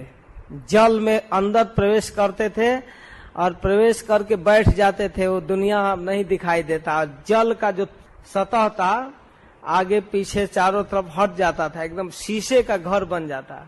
स्पर्श नहीं करता था उनको, घुसते और हट जाता जल। और ऊपर भी जल का परत, बगल में भी, नीचे भी, एकदम कोई उनके शरीर का स्पर्श नहीं करता। वहीं बैठकर माला जपते, चिंतन करते, समाधि में भगवान का ध्यान करते, दुनिया के हलचल से दूर जमुना के जल में घुस जाते। एक दिन भजन करते करते अपने को मैंने रिलैक्स की अवस्था में थोड़ा सा भजन से हटकर उसी जल में बैठे बैठे अपने आसन पर से जलचर जीवों को देखने लगे। अब देखिए ये गलती हो गई शौभरी से। देख रहे हैं उसमें क्या कि जलचर जीवों में एक मत्स्य है, बड़ा मत्स्य, और वह अनेक मछलियों के साथ संग कर रहा है। देख करके शौभरी के मन में एकदम धीरे धीरे देखने लगे। देखते देखते इनके मन में कामुकता आ गया। मत्स्यराज के सुख को देखकर ब्राह्मण शौभरी के मन में विवाह करने की इच्छा हो गई। चलो मंधाता के पास चलता हूँ, सुना हूँ उनकी 50 बेटियां हैं। वृंदावन में जमुना में तपस्या कर रहे थे, मथुरा नजदीक राजा है, चलता हूँ उसी से एक लड़की मांग लूंगा, विवाह कर लूंगा। और चले आए, एकदम निर्लज साधु, एकदम सीधा आ गया मंधाता जी के दरबार में। और मंधाता जी जब देखे कि शौभरी मुनि आए हैं, एकदम तेजस्वी मुनि, वृद्ध महात्मा, शरीर में झुर्रियां पड़ी हुई है, और आ गए तो मंधाता जी बड़ा उनको खड़ा होकर स्वागत किए, आदर किए और कहे कैसे आए ब्राह्मण, आप बड़ी कृपा किए। तो कहे हाँ आया, मेरी विवाह करने की इच्छा हो गई है और सुना हूँ कि तुम्हारे पास 50 लड़कियां हैं, उसमें एक लड़की मेरे साथ ब्याह कर दो। अब तो मंधाता जी कुछ कह भी नहीं पा रहे थे, लेकिन एक तो वज्रपात जैसा ऋषि का वाक्य सुनाई दिया। तो कहे कि ठीक है, लेकिन हमारी वंश परंपरा की एक विधि है कि हम स्वयंवर करते हैं। हमारे परिवार में परंपरा से ऐसा होता है। हम देश विदेश के राजाओं को आमंत्रित करते हैं, राजा, ब्राह्मण और क्षत्रिय सब जुटते हैं, और हमारी बेटियां वरमाला लेकर के स्वयं अपने से वर का सिलेक्शन करती है। जिसके गले में माला डाल दे उससे विवाह होता है। ब्राह्मण और क्षत्रिय में जिसको स्वीकार कर ले। मैं स्वयंवर कर देता हूँ और आप आइए, अगर आपको कोई पसंद कर लेगी तो आप विवाह कर लीजिए। शौभरी समझ गए कि चालाकी कर रहा है, ये समझ रहा है कि मेरे जैसे व्यक्ति से तो कोई विवाह करेगी नहीं। तो कहे कि ठीक है, जल्दी तैयारी करो। मन ही मन सोचने लगे कि मैं ऐसा सुंदर बनाऊंगा अपना रूप कि राजकन्याएं क्या, देवताओं की स्त्रियां भी मुझे एक बार पति बनाने के लिए मचल पड़ेगी। यह है तेज, इतना सुंदर रूप बनाऊंगा। और बना लिए, बना करके एकदम आ गए। शौभरी इतना सुंदर, तो कहे कि हाँ आप अपनी बेटियों को भेजो प्रसन्न करने के लिए मुझे। तो अब तो राजा क्या करें, बिना स्वयंवर की सूचना के उनके 50 बेटियों के पास भेज दिए। तो सब आपस में कहने लगी, पिताजी हमारा विवाह इनके साथ कर दीजिए, हमारा कर दीजिए। सब कहने लगी 50। महाराज मंधाता कहने लगे कि आपको तो हमारी 50 बेटियां पसंद कर रही, हम किसको करें किसको नहीं, 50 को कर दो। और मंधाता की 50 बेटियों के साथ विवाह कर लिए। और विवाह करके अपने तेज से, जैसे आप सुने हैं करदम मुनि की तपस्या का तेज, वैसे ही शौभरी उनके रहने के लिए घर मकान से सारे बहुमूल्य सामग्रियों से सुसज्जित अनेक उपवन, सरोवर, मकान सब बना कर, पुष्प बगीचा, बहुत सुंदर महल, उसमें फर्स्ट क्लास सारा फर्नीचर, सब सुस्वादु भोजन, सारा चीज भर दिए। और मुनि स्त्रियों के साथ रहने लगे। यहाँ तक कि सप्त दीपवती सम्राट महाराज मंधाता भी सौभरी के ऐश्वर्य के सामने फीका पड़ गए। पूरे पृथ्वी का सम्राट मंधाता महाराज भी जब देखे सौभरी का ऐश्वर्य तो एकदम आश्चर्यचकित हो गए। मैं सार्वभौम सम्राट हूँ, यह अहंकार मंधाता का चला गया। इस प्रकार सौभरी घर गृहस्थी में भोगते हुए उनकी तृप्ति नहीं हो रही थी। जैसे आग में घी डालने से आग नहीं बुझता है। लेकिन एक दिन उनको होश आया कि अरे कहाँ से मैं कहाँ चला गया। सौभरी ऋषि स्वस्थ चित्त से बैठकर विचार करने लगे। क्षण भर के मत्स्यराज के संग से कहाँ मेरा पतन हुआ। अपने से कह रहे हैं, अहो इमं पश्यत में विनाशम तपस्विना सचरित व्रतस्य अंतर्जले वारिचर प्रसंगात प्रच्यावितम ब्रह्मचिरम धृतम जत। अरे मैं तो बड़ा तपस्वी था, मैंने भली भांति अनेक व्रतों का पालन किया था। हाय यह मेरा अधपतन देखिए, मैं कैसा गिरा हूँ। जल के भीतर घुस करके तपस्या करता था, लेकिन जल के अंदर ये मछली का संग देख करके मैं गिर पड़ा। दीर्घ काल तक तपस्या, थोड़ा सा मछली का संग देख करके उनके संसर्ग में आकर मेरा तपस्या नष्ट हो गया। इस तरह से परस्पर स्त्री पुरुष का आलिंगन चुंबन देखते हैं, उनकी क्या गति होगी। अरे क्षण भर के संसर्ग से मेरा ब्रह्म तेज नष्ट हो गया। इसलिए एक शिक्षा दे रहे हैं, संगम त्यजत मिथुना व्रतिना मुमुक्षो सर्वात्मनान विसृजेत बहिरेन्द्रियाणि एक चरण रहस्य चेत मनंत ईशे युजित तद व्रति सुसाधु सुचेत प्रसंग। संगम त्यजत मिथुना व्रतिना मुमुक्षु, जिसे मोक्ष की इच्छा है, जिसे इस संसार के बंधन से छूटने की लालसा है, उस पुरुष को चाहिए कि भोगी प्राणियों का संग छोड़ दे। किसी प्रकार का भोग भोगते हुए लोगों का संग नहीं, उनको न देखे। भोगी प्राणियों का संग छोड़ दे। एक क्षण के लिए भी इंद्रियों को बहिर्मुख न होने दे, एकदम बचा कर रखे। अकेला रहे, एकांत में रहे, अपने चित्त को भगवान में लगे। यदि संग करने की आवश्यकता हो, ऐसा लगे कि हम अकेले ठीक नहीं महसूस कर रहे हैं, एकांत में नहीं रह सकता, तो युजित तद व्रतिषु साधुषु चेत प्रसंग, उसे भगवान के अनन्य प्रेमी निष्ठावान भक्तों का संग करना चाहिए, जो व्रत लिए हैं कि हम जीवन में केवल कृष्ण का भजन करेंगे। ऐसे एक निष्ठ महात्माओं का, विरक्तों का संग करे। जिसको इस संसार से पार जाना है उनको तो महात्माओं का संग करना पड़ेगा।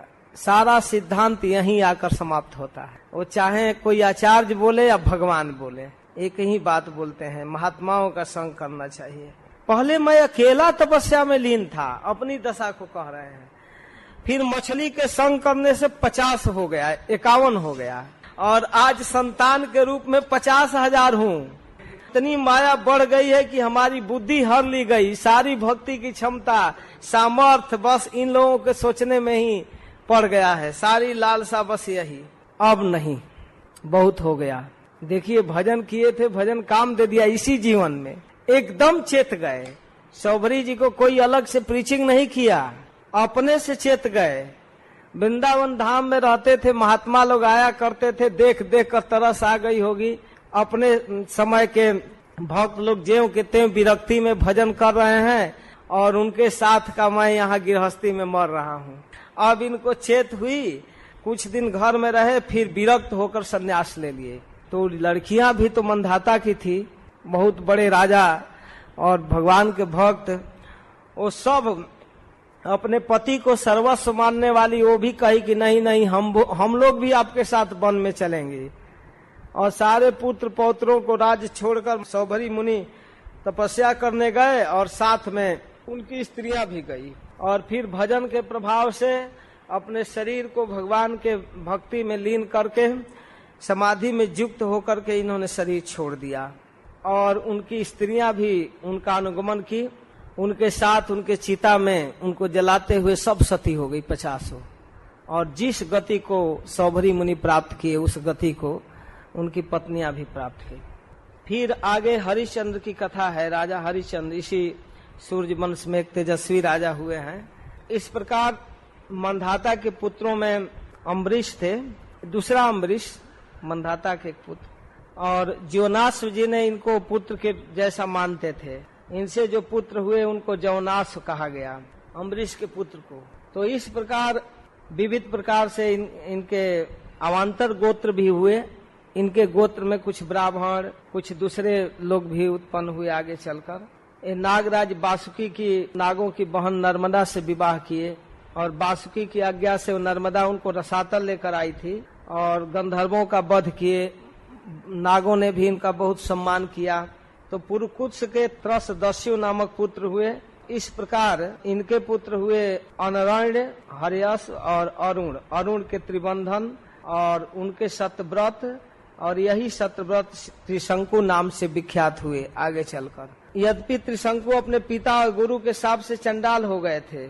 विश्वामित्र का शरण लिए तो कहे कि नहीं, मैं आपको भेज दूंगा स्वर्ग। स्वर्ग भेजने के लिए तैयार हो गए। तो स्वर्ग भेजे तो देवताओं ने ऊपर से इनको नीचे भेज दिया, ढकेल दिया। स्वर्ग में नहीं रह सकते, सिर नीचे करके गिरने लगे। तो विश्वामित्र अपने तपस्या के बल पर कहे नहीं, नीचे नहीं आ सकते हो, ऊपर ही रहना है। तो बेचारा त्रिशंकु न ऊपर गया न नीचे गया, वहीं से लटक गया आकाश में। और उनके मुंह से लार गिरता हुआ एक नदी बना है जिसको कर्मनाशा कहते हैं। वहाँ बिहार और उत्तर प्रदेश के बॉर्डर है कर्मनाशा की नदी। दक्षिण से बहती है उत्तर और आकर फिर बाद में एक छोटी नदी में मिलकर गंगा में मिलती है। त्रिशंकु के पुत्र थे हरिश्चंद्र। शुरू में हरिश्चंद्र का कोई संतान नहीं था। तो नारद जी के उपदेश से वरुण देवता का जजन किए। वरुण जी के चरणों में प्रार्थना करते हुए कहे कि आप हमें पुत्र दे देंगे तो उसी पुत्र से आपका जजन करूंगा, मतलब उसी पुत्र को आपके के लिए बलि चढ़ाऊंगा, पुत्र को ही। तो पुत्र प्राप्त करके क्या लाभ होगा जब बलि ही कर देंगे तो पुत्री का नाम मिट जाएगा। जो भी सोचकर ऐसा कहे। तो एक पुत्र हुआ वरुण जी के कृपा से रोहित। लेकिन रोहित इतना सुंदर था कि हरिश्चंद्र के मन में लोभ हो गया कि अब इसे नहीं देना है। तो वरुण जी आकर याद दिलाते थे कि अरे भाई, अब तो आपको पुत्र हो गया, हमारा पूजा कब करोगे? तो वो कहने लगे कि थोड़ा लड़का बड़ा हो जाए, अभी पूजा लायक, अभी बलि देने लायक नहीं है। तो इस तरह से करते करते मुंह में दांत निकल जाए। फिर दांत जब उग गया तब कहे कि अब दूसरा दांत जम जाए, पहले वाला गिर कर थोड़ा और जवान हो जाए। फिर आगे फिर कहने लगे, जब ये हथियार पकड़ने लगे, कवच बांधने लगे, जवान हो जाए। इस तरह से करते करते टालते जाते थे। इस विश्व में हमारे वैदिक इतिहास में सबसे बड़े सत्यवादी राजा का नाम है हरिश्चंद्र। सत्यनिष्ठ व्यक्ति थे, लेकिन पुत्र का मोह अद्भुत होता है। वो टाल रहे थे, ये नहीं कह रहे थे कि नहीं बलि देंगे। अब धीरे धीरे वरुण देवता रुष्ट हो गए और महोदर रोग हो गया इनको, पेट में पानी भर गया, बड़ा पेट हो गया हरिश्चंद्र का। रोहित को बड़ा दुख हुआ। वो कहने लगा कि देखिए, कुछ भी हो आप मुझे बलि दे दीजिए, आप ठीक नहीं है इस तरह से दुख सहना। इंद्र के पास आकर प्रार्थना करने लगा वो लड़का कि हमारे पिताजी की रक्षा कीजिए, वो कीजिए। बहुत प्रभावित था, पिता की रक्षा चाहता था। तो इंद्र ने उनको एक व्यवस्था दिया कि देखो, जग पशु बनकर मरने की अपेक्षा तीर्थ में रहना अच्छा है। इंद्र की बात मानकर 1 वर्ष तक वो वन में रहे रोहित। फिर इसी प्रकार दूसरे, तीसरे, चौथे, 5वें वर्ष तक इसी तरह रहते रहे। परंतु पिताजी बड़ा दुख सह रहे थे। तो 6 वर्ष में वन में रहने के बाद रोहित के मन में आया कि अरे ठीक नहीं है। तो एक अजिगर्त नाम का राजा था, उसका बेटा को रोहित खरीद करके लाया और कहा कि हमारे बदले में आप तो बलि दे दीजिए, इसको सुनासेब को बलि दे दीजिए। तो इस प्रकार राजा हरिश्चंद्र ऐसा किए और फिर वरुण देव के क्रोध से शांत हुए और बाद में एक यज्ञ कराए विश्वामित्र की अध्यक्षता में। तो विश्वामित्र जी आकर के यज्ञ किए, जिस यज्ञ में वशिष्ठ जी भी उपस्थित थे। उसमें विश्वामित्र की अध्यक्षता थी, होता बने, और जमदग्नि जी अधर्वु, वशिष्ठ जी ब्रह्मा और आयास्य मुनि सामगान के उद्गाता बने। इस प्रकार ये लोग यज्ञ किए और यज्ञ से भगवान इंद्र प्रसन्न होकर इनको सोने का रथ दिया। और बाद में इनके सत्य की निष्ठा की परीक्षा लेने के लिए विश्वामित्र ने हरिश्चंद्र के साथ बहुत बड़ा शर्त रखा और बहुत बड़ी परीक्षा लिया, लेकिन उस परीक्षा में बड़ा सफल निकले हरिश्चंद्र। और बाद में विश्वामित्र जी बहुत प्रसन्न हुए उनके ऊपर, इंद्र भी बहुत प्रसन्न थे। इस प्रकार हरिश्चंद्र के ऊपर इंद्र और विश्वामित्र की बहुत बड़ी कृपा हुई। उनको ब्रह्म ज्ञान का उपदेश किए जिसका कभी नाश नहीं हो सकता है। और इस प्रकार हरिश्चंद्र जी ने अपने पुत्र रोहित को राज्य देकर फिर भजन के लिए निश्चिंत होकर वन में चले गए। तो अपने अज्ञान को उन ऋषियों के द्वारा, देवताओं के द्वारा प्राप्त ज्ञान के बल पर समाप्त कर दिए और अपने चित्त को भगवान में लगाए। इसके बाद हरिश्चंद्र के रोहित, रोहित के हरित, हरित के चंप, चंप के पुत्र हुए सुदेव, और सुदेव के विजय, विजय के भरूक, और भरूक के ब्रीक, ब्रीक के बाहुक। शत्रुओं ने बाहुक से राज्य छीन लिया था, और जब राज्य छीन लिए तो पत्नी के साथ वन में चले गए।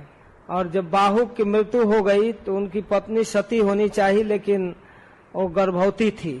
तो महर्षि और ने उन्हें रोक दिया, नहीं नहीं, तुमको सती होने का अधिकार नहीं है। तो रोक दिए। कई पत्नियां थी, उसमें एक गर्भवती थी, उसको रोक रहे थे और रोक दिए, और भी पत्नियां रुक गई। तो उनको बड़ा जलन हुआ कि इसका पुत्र फिर राजा बनेगा, ये होगा, सौतिया डाह हुआ।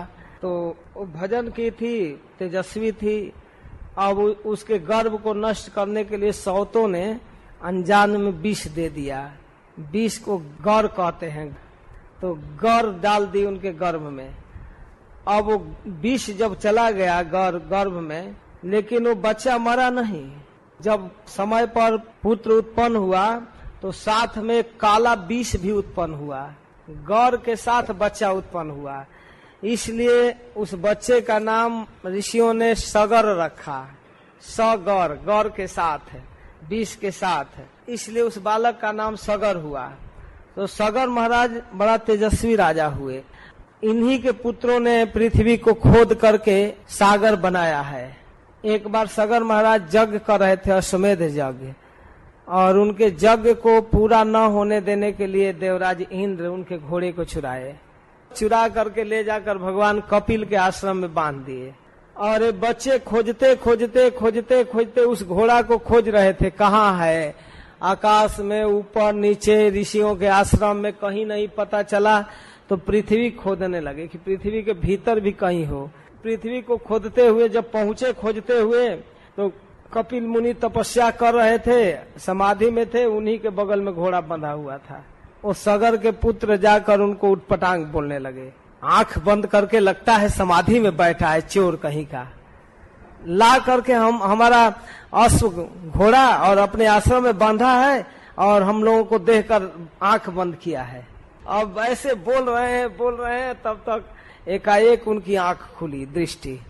सुखदेव गोस्वामी कहते हैं कि भगवान कपिल क्रोधित नहीं हुए, लेकिन उनके चरणों में अपराध करने वाले सगर के पुत्र भगवान कपिल देव की दृष्टि पड़ते ही जलकर भस्म हो गए, अपराध किए थे। अब सगर महाराज के जो मुख्य पुत्र तो मर गए। अब दूसरी पत्नी केशिनी, उसके गर्भ से एक असमंजस नाम का पुत्र हुआ। वो पूर्व जन्म में जोगी था, बड़ा विचित्र विचित्र काम करता था। उसको पहले की बातें याद आती थी। असमंजस का एक पुत्र हुआ अंशुमान। अंशुमान को ही वो असमंजस राजा बना दिया। तो अंशुमान जब राजा हो गए, अब राजा होने के बाद इनके मन में आया कि हमारे चाचा लोग जो भगवान कपिल के तेज से जल चुके हैं, तो उनको हम लाएंगे। तो उनको लाने के लिए चेष्टा करने लगे और गए भगवान कपिल के आश्रम में। जा करके उनके चरणों में हाथ जोड़कर प्रणाम किया अंशुमान। भगवान कपिल देव को प्रसन्न किया, उनकी परिक्रमा किया, उनके चरणों में बार बार आग्रह किया और कहा कि हे भगवान, आप कृपा कीजिए, हमारे इन चाचाओं की सदगति होनी चाहिए। आपके तेज से जल गए हैं, इनका उद्धार कैसे होगा, आप उपाय बताइए। तो उसके भक्ति भावना को देखकर भगवान कपिल देव प्रसन्न हो गए। कहे बेटा एक घोड़ा ले जाओ और यज्ञ करो, अपना पिता का जो अधूरा यज्ञ है उसको पूरा करो। अपने दादा का, असमंजस के पुत्र था, सगर जी दादा थे। और तुम्हारे इन चाचाओं का उद्धार तब होगा जब गंगा जी आएंगी स्वर्ग से, और उनका जल जब यहाँ स्पर्श करेगा तब इनका उद्धार हो जाएगा गंगा जल से। तो अंशुमान भगवान कपिल की बात मानकर घोड़ा लेकर आया, यज्ञ किया, और इसके बाद अंशुमान के इस तेज को देखकर सगर महाराज बड़ा प्रसन्न हुए, उसे राजा बनाए। निष्प्रिय होकर निश्चिंत होकर वन में चले गए, मुक्त होकर भजन करने, और महर्षि और के बताए हुए मार्ग से परम पद की प्राप्ति किए। बेचारा अंशुमान बहुत प्रयास किया गंगा जी को लाने का, कई वर्षों तक घोर तपस्या किया, किंतु सफलता नहीं मिली। आगे के अध्याय 9वां अध्याय में इसके बाद समय आने पर उसकी मृत्यु हो गई। अंशुमान के पुत्र थे दिलीप। दिलीप भी प्रयास किए गंगा को लाने के लिए, बहुत प्रयास किए, लेकिन दिलीप को भी सफलता नहीं मिली। दिलीप के पुत्र थे भगीरथ। उन्होंने बड़ी तपस्या की और भगीरथ के तपस्या से गंगा जी प्रसन्न हो गई। जब गंगा जी प्रसन्न हो गई तो प्रसन्न होकर के भगीरथ से कहने लगी, बेटा जिस समय मैं स्वर्ग से नीचे पृथ्वी तल पर गिरूंगी उस समय मेरे बेग को कौन धारण करेगा? मेरा बहुत तेज बेग होगा। स्वर्ग से जब नीचे गिरेगा तो पृथ्वी को फोड़ करके नीचे पाताल में चला जाएगा, रसातल में मैं चली जाऊंगी, तो कोई लाभ नहीं होगा, तुम्हारे पितरों को नहीं मिल पाएगा जल। और दूसरी बात यह है बेटा कि जब हम भारतवर्ष में इस तरह से बहूंगी नदी के रूप में, तो पापी लोग अपना पाप धोने के लिए मुझ में स्नान करेंगे, सारा पाप मेरे ऊपर चढ़ा देंगे, मेरा पाप कैसे दूर होगा? तब भगीरथ जी कहने लगे कि माता जी, जो लोक परलोक को छोड़ करके, सारे संपत्ति को छोड़कर, स्त्री पुत्र की कामना छोड़कर, जो केवल भगवान के भजन में अपना जीवन व्यतीत कर रहे हैं, संसार से उपरत होकर, ऐसे ब्रह्मनिष्ठ महात्मा जब आप में स्नान करेंगे, यह जानकर कि ये विष्णु पादोदक है, भगवान के चरण जल है, तो आपका पाप तो ऐसे मिट जाएगा, ऐसे वैष्णव के स्नान करने से। तो आप इसके लिए तो चिंता ही मत कीजिए। और रही बात आपके बेग को धारण करने का, तो मैं भगवान शिव से प्रार्थना करता हूँ, वो प्रसन्न होंगे तो तुम्हारे बेग को धारण कर लेंगे, नहीं जाने देंगे रसातल में। भाई ठीक है, ऐसा करो। भगवान शिव को तैयार करने के लिए गए, उनके चरणों में भगीरथ प्रार्थना किए, तो भगवान शिव बहुत प्रसन्न हो गए। ठीक है, कह दो गंगा को आने को। इसके बाद गंगा जी जब आई तो भगवान शिव अपना जटा फैलाकर गंगा को धारण किए अपने जटा में, और इतना आनंद भगवान शिव को आया, भगवान विष्णु के चरणोदक को प्राप्त करके, जो भगवान के चरणों को धोकर आ रही हैं। भगवान शिव तो एकदम विह्वल हो गए गंगा को प्राप्त करके। फिर भगीरथ जी को प्रार्थना करना पड़ा, प्रभु आपके इस जटा में घूमने के लिए गंगा को नहीं लाया हूँ, अपने पितरों का उद्धार करना है। तब फिर दिए, और उस गंगा जल को भगीरथ आगे आगे चले रथ से, और जैसे रास्ता बताए उस तरह से गंगा जी पीछे पीछे भारत वर्ष के भूमि को पवित्र करते हुए, जहाँ सगर के पुत्र सागर राख हुए थे वहां आई, और वहां आकर के जब स्पर्श हुआ उस धरती से, तो सभी लोग जो ब्राह्मण के तेज से तिरस्कृत होकर भस्म हुए थे, उनके उद्धार का कोई उपाय नहीं था। भगवान कपिल देव के तेज से जले थे, उनकी सदगति हो गई, वे स्वर्ग चले गए। इसके बाद गंगा जी के स्पर्श हो जाने से स्वर्ग चले गए। अवसर पाकर सुखदेव गोस्वामी गंगा की महिमा गाते हैं। भस्मी भूतांग संगे न स्वर्याता सगरात्मजा, किम पुनः श्रद्धया देवीम जे सेवंते धृतव्रता। अरे परीक्षित, जब गंगा के जल सगर के पुत्रों के राख का स्पर्श होने से वो स्वर्ग की प्राप्ति करा दिया, उस जमीन पर जहाँ वो लोग राख हुए थे उसका स्पर्श होने से उनकी सदगति हो गई। तो जो लोग किम पुनः श्रद्धया देवीम, जो लोग श्रद्धा के साथ नियम लेकर गंगा का सेवन करते हैं, प्रतिदिन स्नान करते हैं, पूजा करते हैं, आचमन करते हैं, पान करते हैं, उनके विषय में क्या कहना है? किम पुनः, किम उत, क्या कहा जाए, किम पुनः श्रद्धया देवीम जे सेवन्ते धृतव्रता। धृतव्रता नियम बनाकर जो गंगा का सेवन करते हैं व्रत पूर्वक प्रतिदिन, कुछ लोग हजारों मील दूर है गंगा से और नियम बनाकर गंगा के तट पर आकर बसते हैं, अपना कुटिया बनाते हैं कि प्रतिदिन गंगा में स्नान करूंगा, गंगा का जल सेवन करूंगा, पान करूंगा, पूजा करूंगा। तो इस निष्ठा के साथ, इस प्रकार श्रद्धा के साथ जो गंगा का पूजा करता है उसके विषय में क्या कहना है। कितना सौभाग्यशाली है जो इस तरह पूजा करता है। और जिनका भगवान के कृपा से गंगा तट पर निवास हो गया है उनको क्या कहना है। और जो गंगा के तट पर है, मैंने गंगा की जो महिमा कहा उसमें कुछ आश्चर्य करने की बात नहीं है। वास्तव में जो गंगा के तट पर निवास कर रहा है, जिनको गंगा का दर्शन करने का अवसर मिलता है, स्नान करने का अवसर मिलता है, उनके विषय में क्या कहा जाए। वास्तव में जो गंगा के तट पर है वो बहुत सौभाग्यशाली है। गंगा का सेवन करना चाहिए, स्नान करना, जल पान करना, पूजा करना, प्रणाम करना गंगा जी को प्रतिदिन। क्यों गंगा की इतनी महिमा क्यों है? तो कह रहे हैं कि क्योंकि भगवान के चरणों को धोकर निकली है। आज तक वो चरण धोवन आ रहा है ऊपर से। आप 5वें स्कंद के 17वां अध्याय में इस कथा को कहा गया। जब भगवान त्रिविक्रम वामन रूप में आए और बलि महाराज के जग में माप रहे थे तो कवर फट गया है ब्रह्मांड का और आज तक मरम्मत नहीं हो पाया है। वो जल, स्पिरिचुअल जल कारणोदक का गिर रहा है भगवान के चरण को धोकर। तो इस प्रकार जिन चरणों के चिंतन करने से बड़े बड़े मुनि पवित्र हो जाते हैं। सन्निवेश मनोजस्मिन श्रद्धया मुनयो मला त्रैगुण्यम दुस्तेजम हित्वा सद्यो याता तदात्मताम।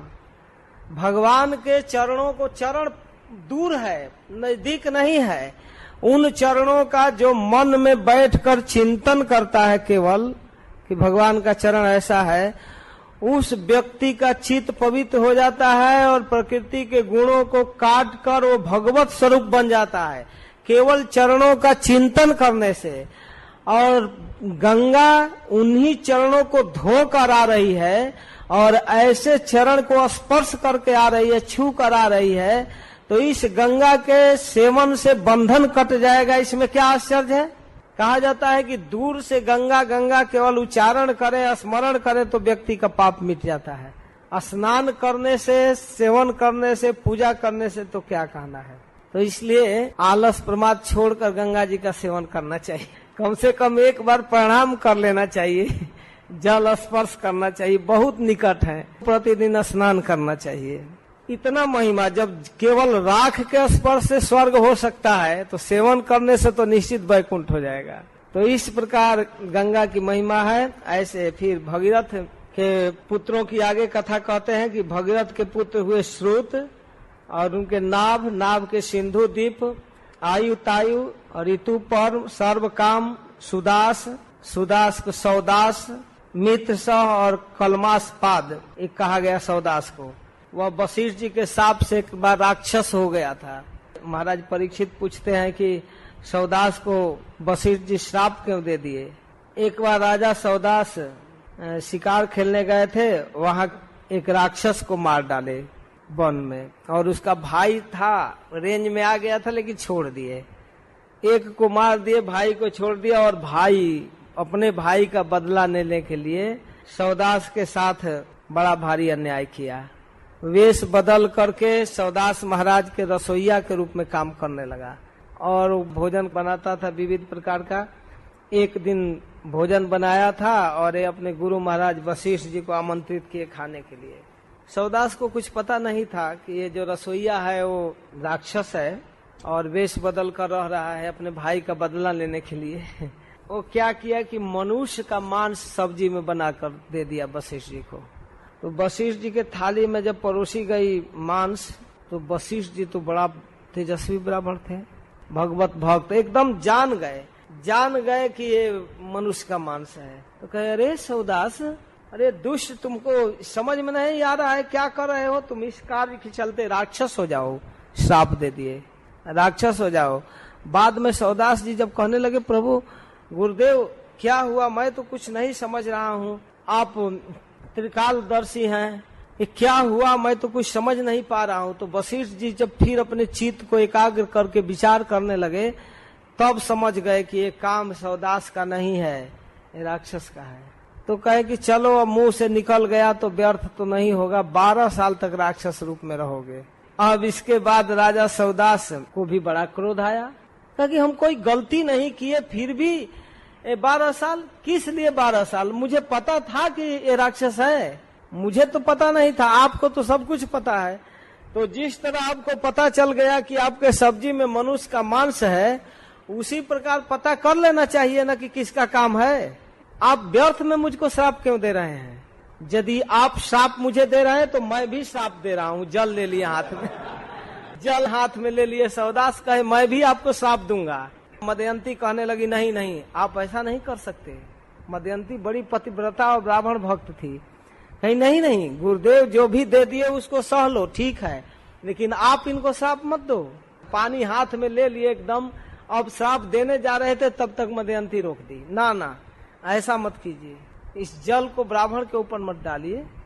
तब महाराज सौदास विचार करने लगे, आखिर अब इसको किसको डालूं, सभी दिशाओं में जीव हैं, ये जहां जाएगा वहां नाश करेगा। तो अब विचार करके उस जल को अपने पैर पर डाल लिए और उनका पैर कलमस, पाप के कारण कलमस पाद, काला हो गया, इसलिए उनका एक नाम हुआ कलमस पाद। और 12 वर्ष तो वशिष्ठ जी के श्राप से राक्षस हो गए। तो राक्षस होकर के एक दिन राक्षस बने हुए कलमस पाद राजा सौदास वन में घूम रहे थे। अब बस वनवासी ब्राह्मण दंपति को देख लिए।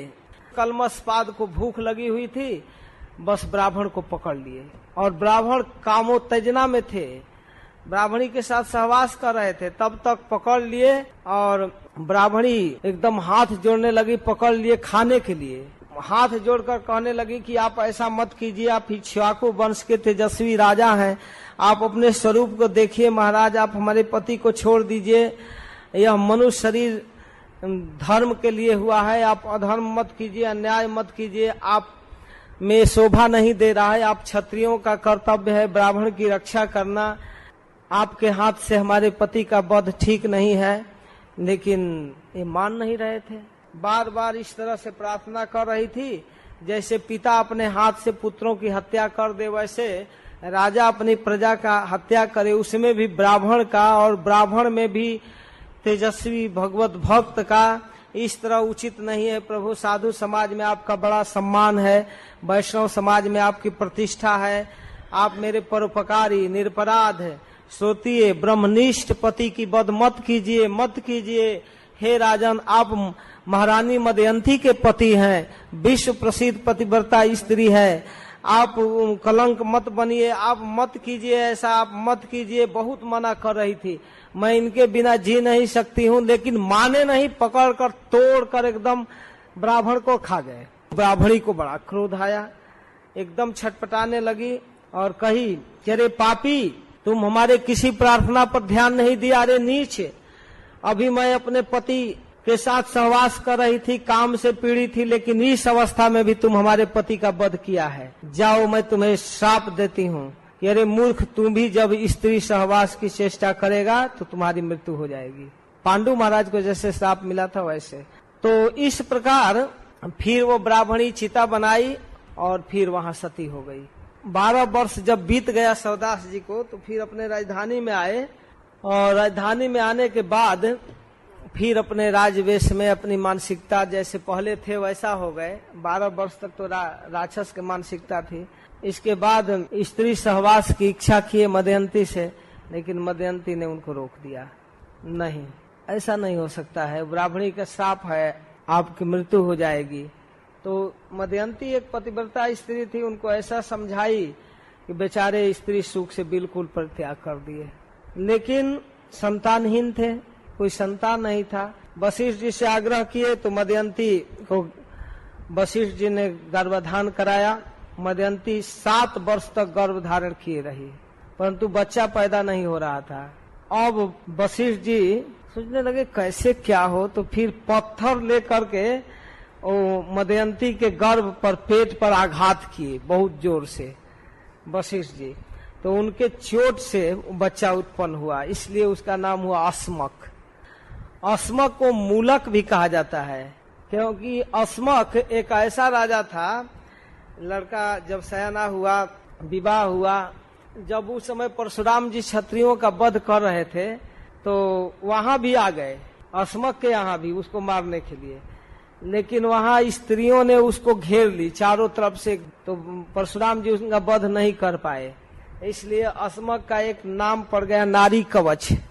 तो उसी मूलक के पुत्र हुए दशरथ, वो दूसरा दशरथ, महाराज दशरथ सूर्य वंश में 2 हुए हैं, और दशरथ के एडवीड के विश्वसह के पुत्र हुए महाराज खटवांग, चक्रवर्ती सम्राट। खटवांग को युद्ध में कोई हरा नहीं पाता था, अजय विजेता थे, और खटवांग महाराज देवताओं की सहायता करने के लिए स्वर्ग में गए थे, बहुत समय तक वहां रह गए। इसके बाद पता लगा कि जीवन का केवल 2.5 घड़ी शेष है, तो महाराज खटवांग देवताओं से कहे कि हमें अयोध्या में भेज दो, और यहाँ आने के बाद महाराज खटवांग अपना चित्त भगवान में लगाकर भगवत धाम प्राप्त किए केवल 2.5 घड़ी में, क्योंकि महाराज खटवांग अपनी चित्तवृत्ति को पहले से ही भगवान में दे चुके थे, इसलिए उनको शरीर त्यागने में कोई दिक्कत नहीं हुआ और भगवान में चित्त लगाने में कोई ज्यादा परिश्रम नहीं करना पड़ा। तो इस प्रकार 9वां अध्याय पूरा हुआ। 10वें अध्याय में सुखदेव गोस्वामी वर्णन करते हैं कि खटवांग के पुत्र दीर्घबाहु हुए, दीर्घबाहु के पुत्र हुए यशस्वी रघु, सूर्यवंश के सुप्रसिद्ध राजा रघु।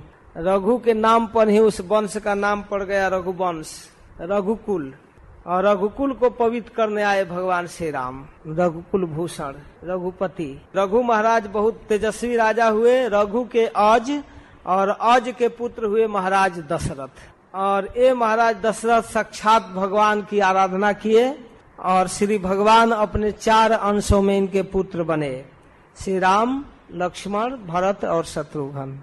दशरथ महाराज बड़ा तेजस्वी राजा थे, और इनका ऐश्वर्य और बल इतना था कि देवता भी तरसते थे। बड़ा तेजस्वी राजा थे, देवताओं की कई बार सहायता किए थे महाराज दशरथ। तस्यानुचरितम राजन ऋषि तत्वदर्शी भी श्रुतम किम वर्णितम भूरि त्वया सीतापतेर्मुहु। सीतापति भगवान का चरित्र तत्वदर्शी ऋषियों से आप कई बार सुन चुके हैं, वर्णन हो चुका है। रामचरित्र महाराज परीक्षित कई बार सुन चुके हैं। कह रहे हैं कि अब प्रसंग पाकर मैं सूर्यवंश का वर्णन कर रहा हूँ, तो संक्षेप में कहूंगा। भगवान श्री राम इस वंश में आए और उनके चरणों में मंगलाचरण करते हुए सुखदेव गोस्वामी प्रणाम करते हुए एक श्लोक लंबा कहते हैं, और उसमें भगवान राम की महिमा करते हुए उनको प्रणाम करते हैं। वो कहते हैं वो हमारी रक्षा करें।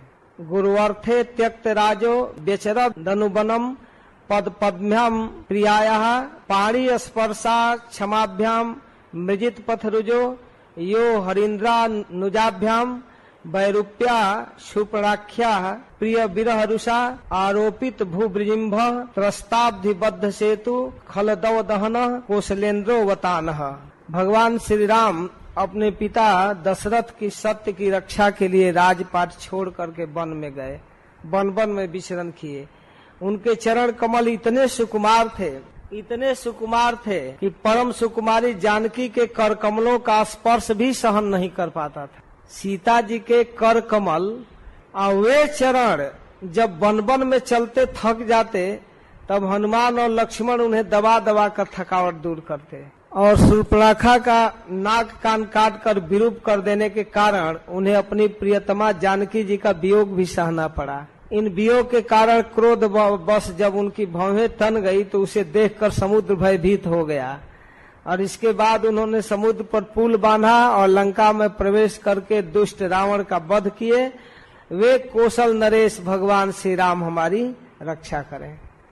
ये सुखदेव गोस्वामी भगवान राम के विषय में संक्षेप में एक श्लोक में सारी कथा कह दी। इसके बाद कहते हैं कि भगवान श्री राम अनेक दिव्य लीला किए। उन लीलाओं का वर्णन करते हुए कहते हैं कि प्रारंभ से ही भगवान साधुओं की रक्षा और दुष्टों का विनाश का कार्य प्रारंभ किए। इस प्रकार भगवान राम अत्यंत सुंदर, अत्यंत महत्वपूर्ण बाल लीला किए और अपने पिता दशरथ और माता कौशल्या आदि को आनंद दिए। फिर गुरु वशिष्ठ से शिक्षा प्राप्त किए और विश्वामित्र जी के साथ यज्ञ में जाकर अनेक राक्षसों को मारे। इस प्रकार फिर वहां से जनकपुर में जाकर शिव जी का धनुष तोड़कर स्वयंवर में सीता को प्राप्त किया, अपने नित्य प्रिया को प्राप्त किया और भगवान परशुराम के बढ़े हुए क्रोध एवं गर्व को शांत किए।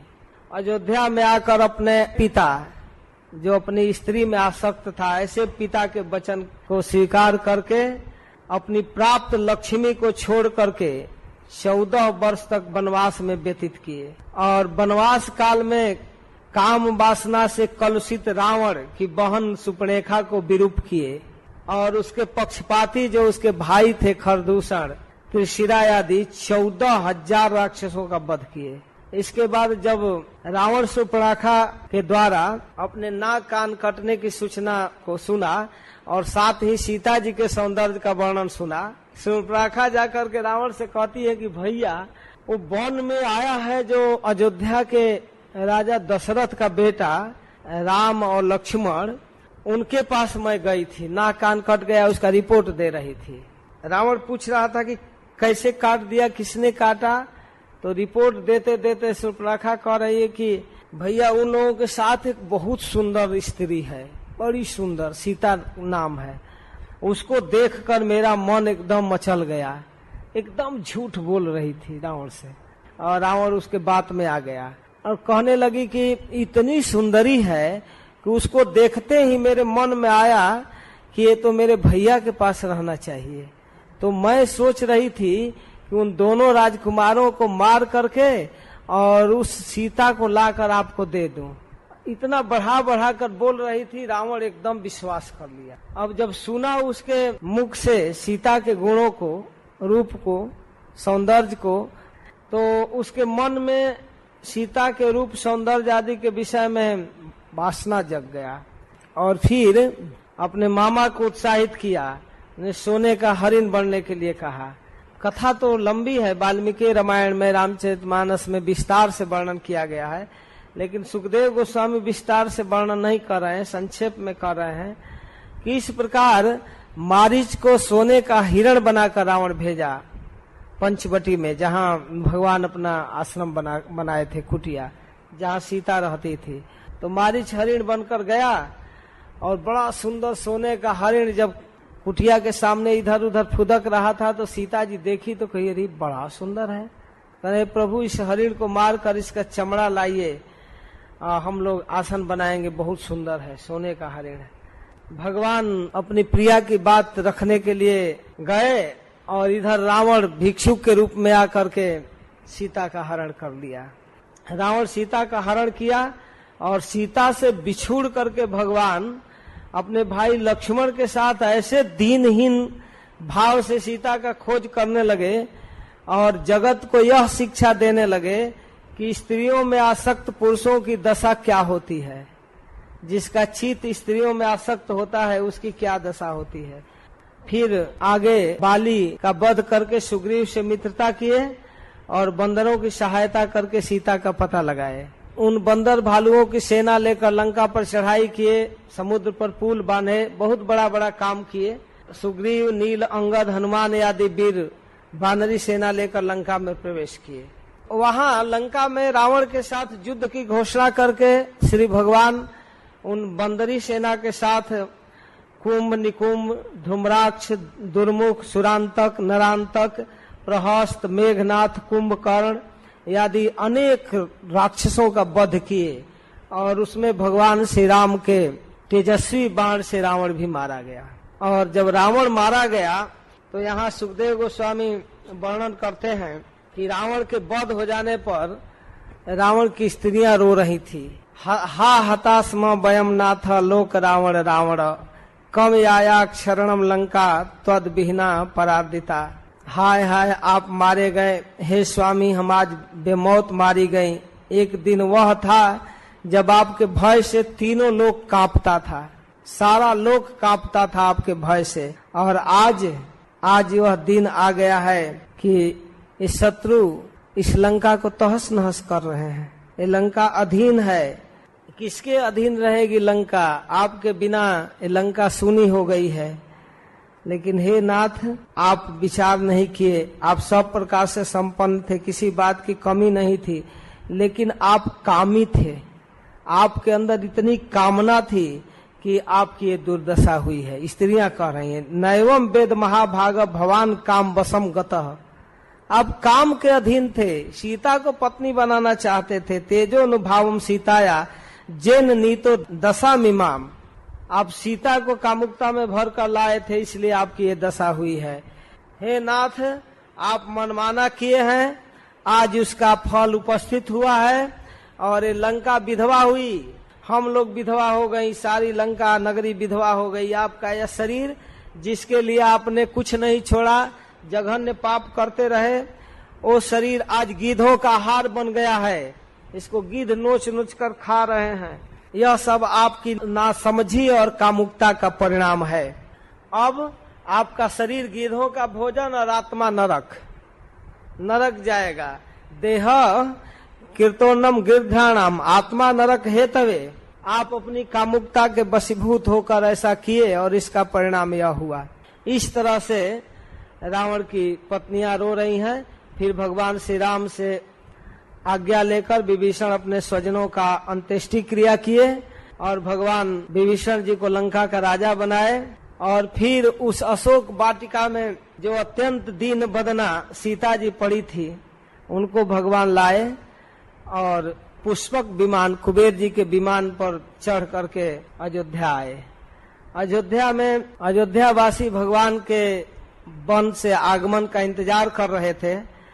मुख्य रूप से भरत जी, जो नंदी ग्राम में रह करके तपस्या कर रहे थे।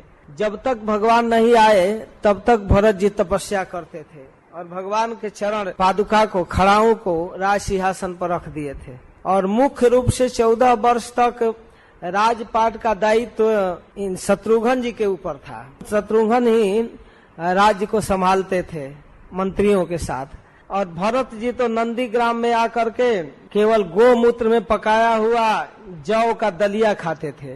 पूरा 14 वर्ष तक बलकल पहनते, पृथ्वी पर सोते थे, कोई राजपाट नहीं, जटा बढ़ा लिए थे और दुखी होकर इस तरह से भगवान का स्मरण कर रहे थे कि हमारे प्रभु वन में चले गए हैं, मैं कैसे रह सकता हूँ।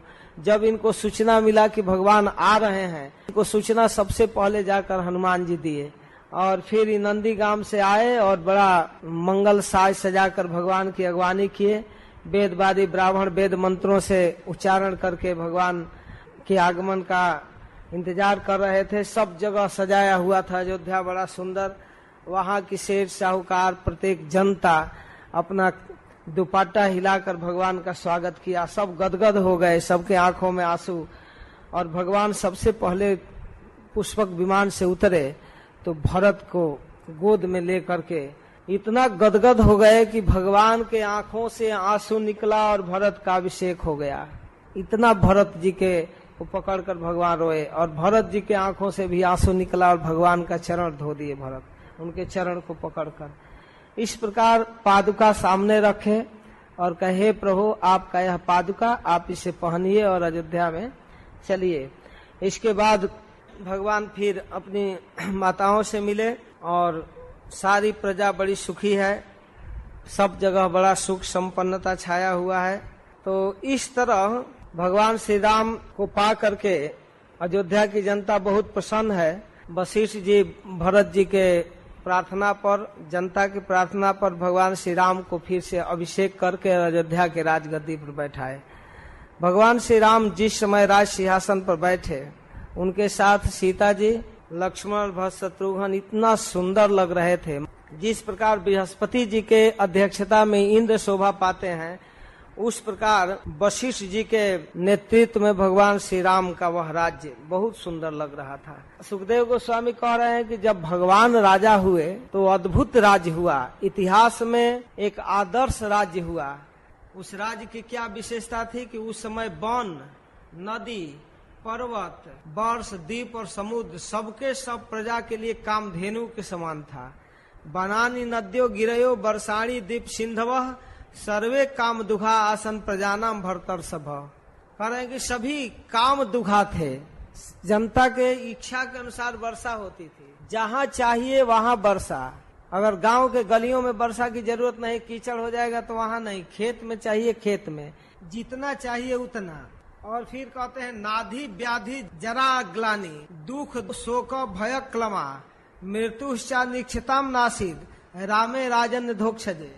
राम के राज में किसी प्रकार का कोई दुख नहीं, कोई मानसिक दुख नहीं, शारीरिक दुख नहीं, न आधि न व्याधि। आधि कहते हैं मानसिक टेंशन को और व्याधि कहते हैं शारीरिक दुख को।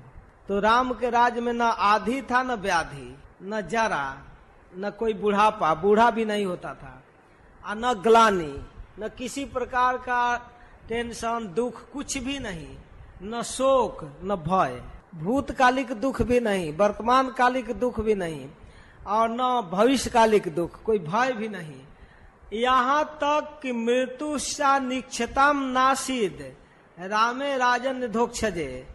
हे राजन, हे परीक्षित, सुन लीजिए ध्यान से, जो मरना नहीं चाहता था उसकी मृत्यु भी नहीं होती थी। जो उब चुका था शरीर जीते जीते जीवन, वही मरता था।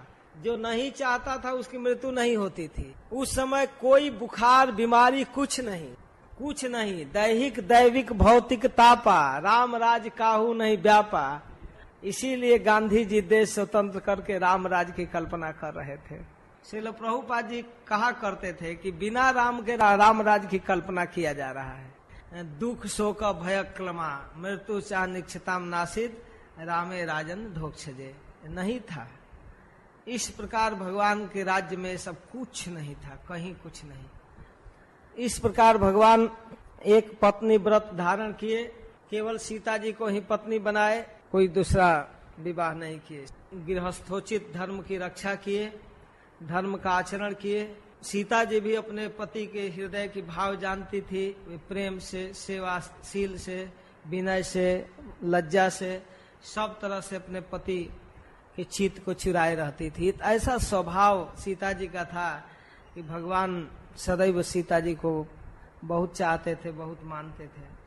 तो इस प्रकार आगे के अध्याय में भगवान श्री राम वशिष्ठ जी की अध्यक्षता में यज्ञ किए। सारे भूमंडल का जो भी राज्य इनके पास था, यज्ञ करता ब्राह्मणों को सब कुछ दान कर दिए, सारे भूमंडल का राज्य।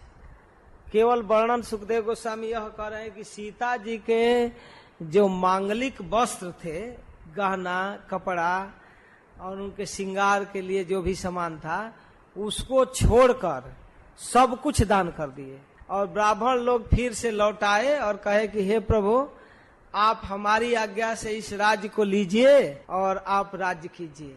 तो इस प्रकार प्रभु ब्राह्मणों की आज्ञा से राज्य को चलाते थे। उनका चरित्र अत्यंत महान है, अत्यंत पवित्र है। हे भगवान, आपके इस राम रूप को हम नमस्कार करते हैं। ब्राह्मण लोग इनको नमस्कार कर रहे हैं, ये ब्राह्मणों को नमस्कार कर रहे हैं। एक बार की घटना है कि भगवान राम अपने वेश को छिपाकर प्रजा के दुख को देखने के लिए घूम रहे थे। तो स्वयं अपने कान से सुन लिए, एक जगह एक व्यक्ति अपनी पत्नी को डांट रहा है और डांटते हुए कह रहा है, अरे तू दुष्ट है, उल्टा है, तू पराये घर में रात को रुक कर आई है। मैं स्त्री लोभी राम नहीं हूँ। जैसे राम सीता को रख लिया और रावण के पास रही, फिर भी रख लिया, तुमको मैं नहीं रख सकता। भगवान तो सुनकर चकित हो गए। सारी जनता राम राम राम, दुहाई राम की, दुहाई राम की, और इधर एक साधारण व्यक्ति अपनी पत्नी को डांट रहा है और कामी के लिस्ट में राम को उदाहरण दे रहा है। कह रहा है, नाहम विभर्मिताम दुष्टाम अस्तिम परवेशगाम स्त्री लोभी विभ्रियात सीताम रामो नाहम भजे पुनः। मैं राम नहीं हूँ कि सीता को जैसे रख लिया वैसे रख लूंगा। सुखदेव गोस्वामी कहते हैं कि वास्तव में सबको खुश रखना टेढ़ी खीर है। ये बहुत कठिन काम है कि सभी व्यक्ति को खुश रखा जाए। भगवान श्री राम ये बात सुनने लगे और चर्चा होने लगी। ये लोकापवाद फैल गया कि राम सीता को रख लिया, सीता दूसरे के घर में रुक कर आई है। तो अब भयभीत हो गए लोकापवाद से और लक्ष्मण जी को आज्ञा दिए कि लक्ष्मण, सीता को वन में छोड़ाओ। उस अवस्था में सीता को वन में छोड़ा गया जिस समय सीता जी गर्भवती थी, और लक्ष्मण जी नहीं चाहते हुए भी भगवान राम के आज्ञा से सीता को वन में ले जाकर छोड़ दिए। और सीता जी भी आसानी से चली गई, जो प्रभु की यही आज्ञा है तो चली गई। और संजोग से सीता जी को वाल्मीकि जी का आश्रय मिला, उनके आश्रम में गई और वहां जा करके वाल्मीकि मुनि के आश्रम में रहने लगी। और उसी आश्रम में समय आने पर वाल्मीकि जी के आश्रम में 2 पुत्रों को जन्म दी, जिनका नाम हुआ कुश और लव। इस प्रकार चारों भाइयों को 2-2 पुत्र हैं। श्री भगवान राम के कुश और लव, उसी प्रकार लक्ष्मण के अंगद और चित्रकेतु, भरत के तक्ष और पुष्कल, और शत्रुघ्न के सुबाहु और सुरसेन। सुखदेव गोस्वामी उसी क्रम में सबके पुत्रों का नाम रखते हैं। सीता जी पुत्रों को वाल्मीकि जी को सौंप दी, वाल्मीकि उनको शिक्षा दिए, पढ़ाए। संक्षेप में कथा कह रहे हैं। भरत जी दिग्विजयी करके करोड़ों गंधर्वों का संहार किया, इसका वर्णन करते हैं। और उनका धन लेकर भगवान राम को दिए, दिग्विजय के लिए भाइयों को भेजे थे। शत्रुघ्न जी मथुरा नगर बसाया। भगवान श्री राम के द्वारा निर्वासित सीता अपने पुत्रों को वाल्मीकि जी को सौंप दी और भगवान राम के चरणों का ध्यान करते हुए पृथ्वी लोक में चली गई। मुनौ निक्षिप्य तनौ सीता भर्त्रा विवासिता अध्यायंती राम चरणों विवरम प्राविवेश 15 श्लोक में। तत्श्रुत्वा भगवान रामो और उद्धन नपि धिया शुचः स्मरन तस्या गुणांस्तांस्ता ना शक्नोद रोध धूमीश्वर। यह समाचार जब भगवान सुने कि सीता पृथ्वी में प्रवेश कर गई तो अब शोकावेश को नहीं रोक पाए अपनी बुद्धि से, परम समर्थ होकर भी नहीं रोक पाए। सुखदेव गोस्वामी कहते हैं क्योंकि उन्हें जानकी के पवित्र गुण बार बार स्मरण होता था, बार बार स्मरण होता था। वो बहुत दुखी हो गए भगवान राम। भगवान जो भी व्यवहार कर रहे हैं, स्त्री पूर्ण प्रसंग एतादृक् सर्वत्र त्रासमावह अपीश्वराणाम किमुत ग्रामस्य गृह चेतस। हे परीक्षित, यह स्त्री और पुरुष के संबंध इसी प्रकार के दुख का कारण है। यह बात जब बड़े बड़े समर्थ लोगों के विषयों में है तो फिर गृहासक्त पुरुषों के विषय में कहना ही क्या है। भगवान भगवान है, कोई पुरुष नहीं है। बंदे महापुरुष ते चरणारविंदम, ये साधारण पुरुष नहीं है, महापुरुष हैं। और ऐसे महापुरुष सीता के वियोग को नहीं सह पाए, बहुत दुखी हुए, बहुत दुखी हुए। इतना दुखी हुए वो जाने के लिए तैयार हो गए इस पृथ्वी को छोड़कर और अपने सारी जनता को लेकर गए। तो इस प्रकार भगवान अखंड ब्रह्मचर्य का पालन किए, 13,000 वर्ष तक अग्निहोत्र किए और अपना स्मरण करने वाले भक्तों के हृदय में जो भगवान स्थापित किए अपना चरण कमल, जो दंडक वन के कांटों से बिंधा हुआ है, उन्होंने अपने स्वयं अपने धाम साकेत को चले गए। स्वपाद पल्लवम रामम राम ज्योति रगात तत्, उस अपने चरण कमल को लेकर भगवान अपने धाम को चले गए। तो इस प्रकार भगवान राम का ये दिव्य चरित्र है। अंत में सुखदेव गोस्वामी कहते हैं कि पुरुषो रामचरितम श्रवणे रूप धारयन आनिशंस्य परो राजन कर्म बंधैर विमुच्यते। जो पुरुष अपने कानों से भगवान श्री राम का चरित्र सुनता है उसे सरलता, कोमलता आदि गुण प्राप्त होते हैं। और केवल इतना ही नहीं, वह समस्त बंधन से मुक्त हो जाता है, भगवान को प्राप्त करता है। महाराज परीक्षित प्रश्न करते हैं कि वो किस प्रकार अपने भाइयों के साथ और प्रजा के साथ व्यवहार किए। अपने भाइयों के साथ तो उनका व्यवहार सब जानते हैं, बहुत प्रेम करते थे, उनको लेकर के बड़ा सुंदर शासन किए और प्रजा के हर सुख पर विचार करते थे। सब तरह से प्रजा उन सुखी रहती थी। जहाँ भी भगवान जाते वहाँ ही इनके चरित्र का गान होता था। प्रजा का निरीक्षण करते थे, केवल महल में ही नहीं रहते थे, घूमते थे, जनता के पास जाते थे। भगवान सब चीज, सब तरह की सुख सुविधा प्रदान करते थे। किसी भी व्यक्ति को किसी प्रकार का कमी नहीं था। प्रकृति अनुकूल थे, देवता अनुकूल थे, सब ठीक। भगवान स्वयं प्रसन्न थे। तो इस प्रकार भगवान श्री राम आत्मा राम जितेंद्रिय पुरुषों के शिरोमणि है। उसी महल में अपनी प्राण प्रिया परम प्रेममयी पत्नी सीता के साथ विहार करते थे। अयोध्या के राजभवनों में अपने परम प्रेयसी सीता के साथ भगवान विहार किए। और सभी स्त्री पुरुष जिनके चरण कमलों का ध्यान करते हैं वे ही भगवान श्री राम बहुत वर्षों तक धर्म की मर्यादा करते हुए अयोध्या के राज्य को उपभोग किए और जनता को सुखी किए। यह कहकर कथा समाप्त कर। एक बार कह दिए कि भगवान चले गए, लेकिन कथा की समाप्ति भगवान को राजा राम के रूप में व्यक्त करके करते हैं। तो इस तरह भगवान श्री राम की कथा पूरी हुई अति संक्षेप में, जबकि आदि कवि वाल्मीकि ने विस्तार से वर्णन किया है। वाल्मीकि रामायण में मार्कंडे जी ने भी वर्णन किया है। महाभारत में भी राम कथा है विस्तार से, बड़ी प्रसिद्ध। भारतवर्ष में रामचरितमानस के रूप में राम कथा बड़ा प्रसिद्ध है। यहाँ 2 अध्यायों में राम कथा भागवत में आया है, जो इस रूप में पूरा होता है। तो उसी इक्ष्वाकु वंश के कुछ राजा, शेष राजाओं का वर्णन है।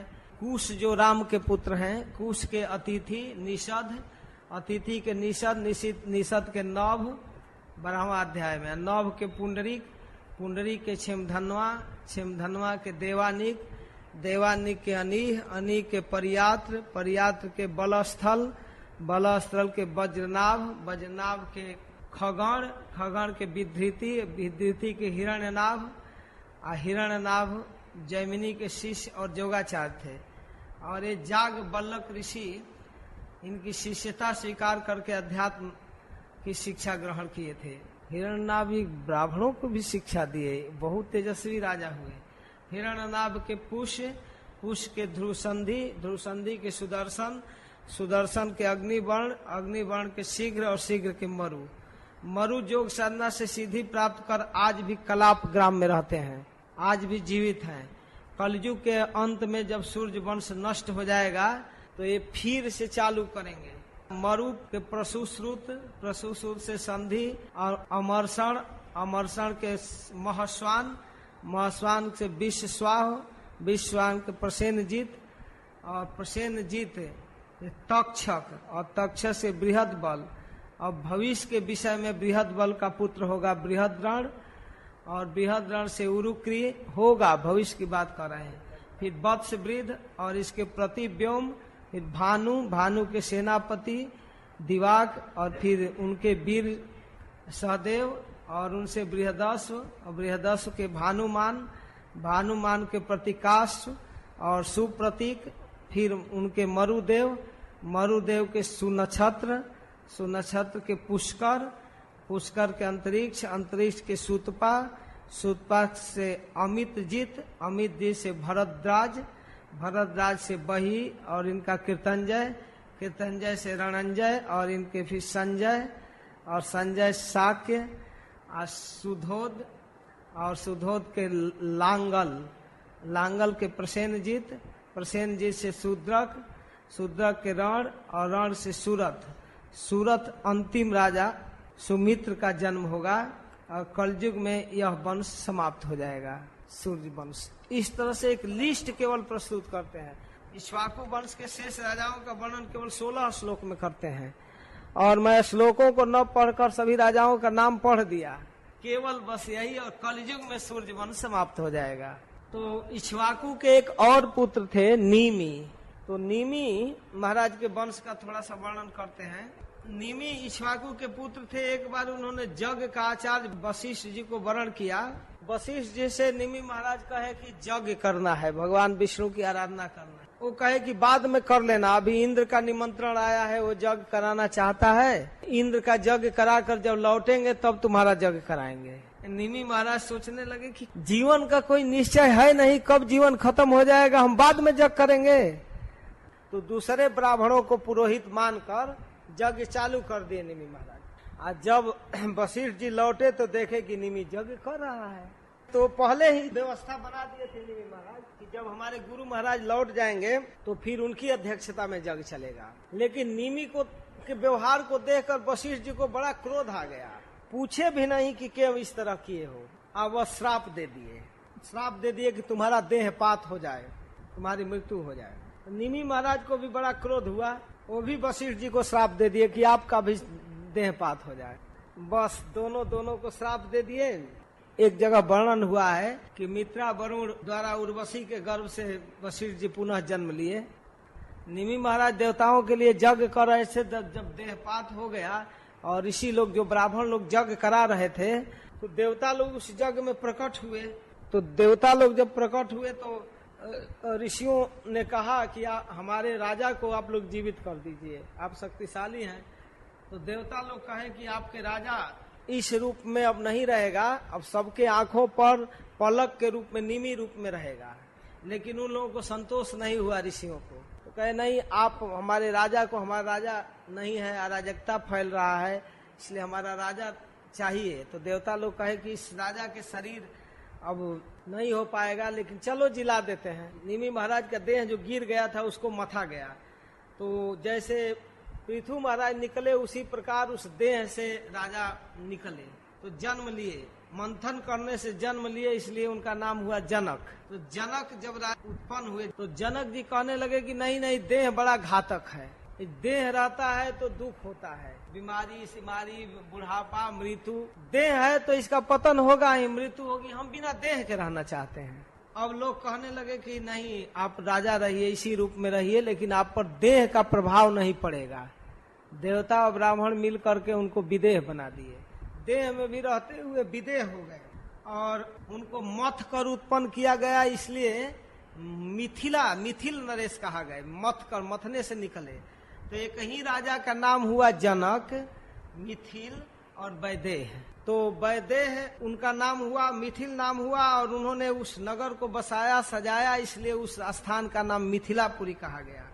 तो मिथिला के वंश में उत्पन्न सभी राजा मैथिल कहलाए, और सभी विदेह कहलाए, और सभी जनक कहलाए। उनके परंपरा में 8-9 राजा हुए, सबको विदेह कहा गया। और इसी वंश परंपरा में एक शीरध्वज नामक विदेह राजा हुआ, जिनको जनक भी कहा गया, मैथिल भी कहा गया, मिथिल भी और वैदेह भी। वही शीरध्वज यज्ञ करते समय जब अकाल पड़ गया था, तो धरती सोने के हल से जोत रहा था जनता के सुख के लिए, ऋषियों के कहने पर। तो उसी हल के सिर से, नोक से, एक कलश में एक लड़की का जन्म हुआ, जिसका नाम हुआ सीता, जो जनक जी की पुत्री कही गई।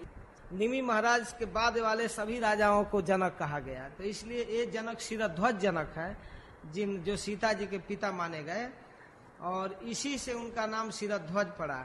सभी मैथिल नरपति प्राय विदेह आत्म तत्व ज्ञान संपन्न माने गए, अर्थात सुख दुख आदि द्वंद्वों से मुक्त रहे सभी परंपरा से। तो जाग बलकादि जोगेश्वरों की इन पर बहुत बड़ी कृपा रही।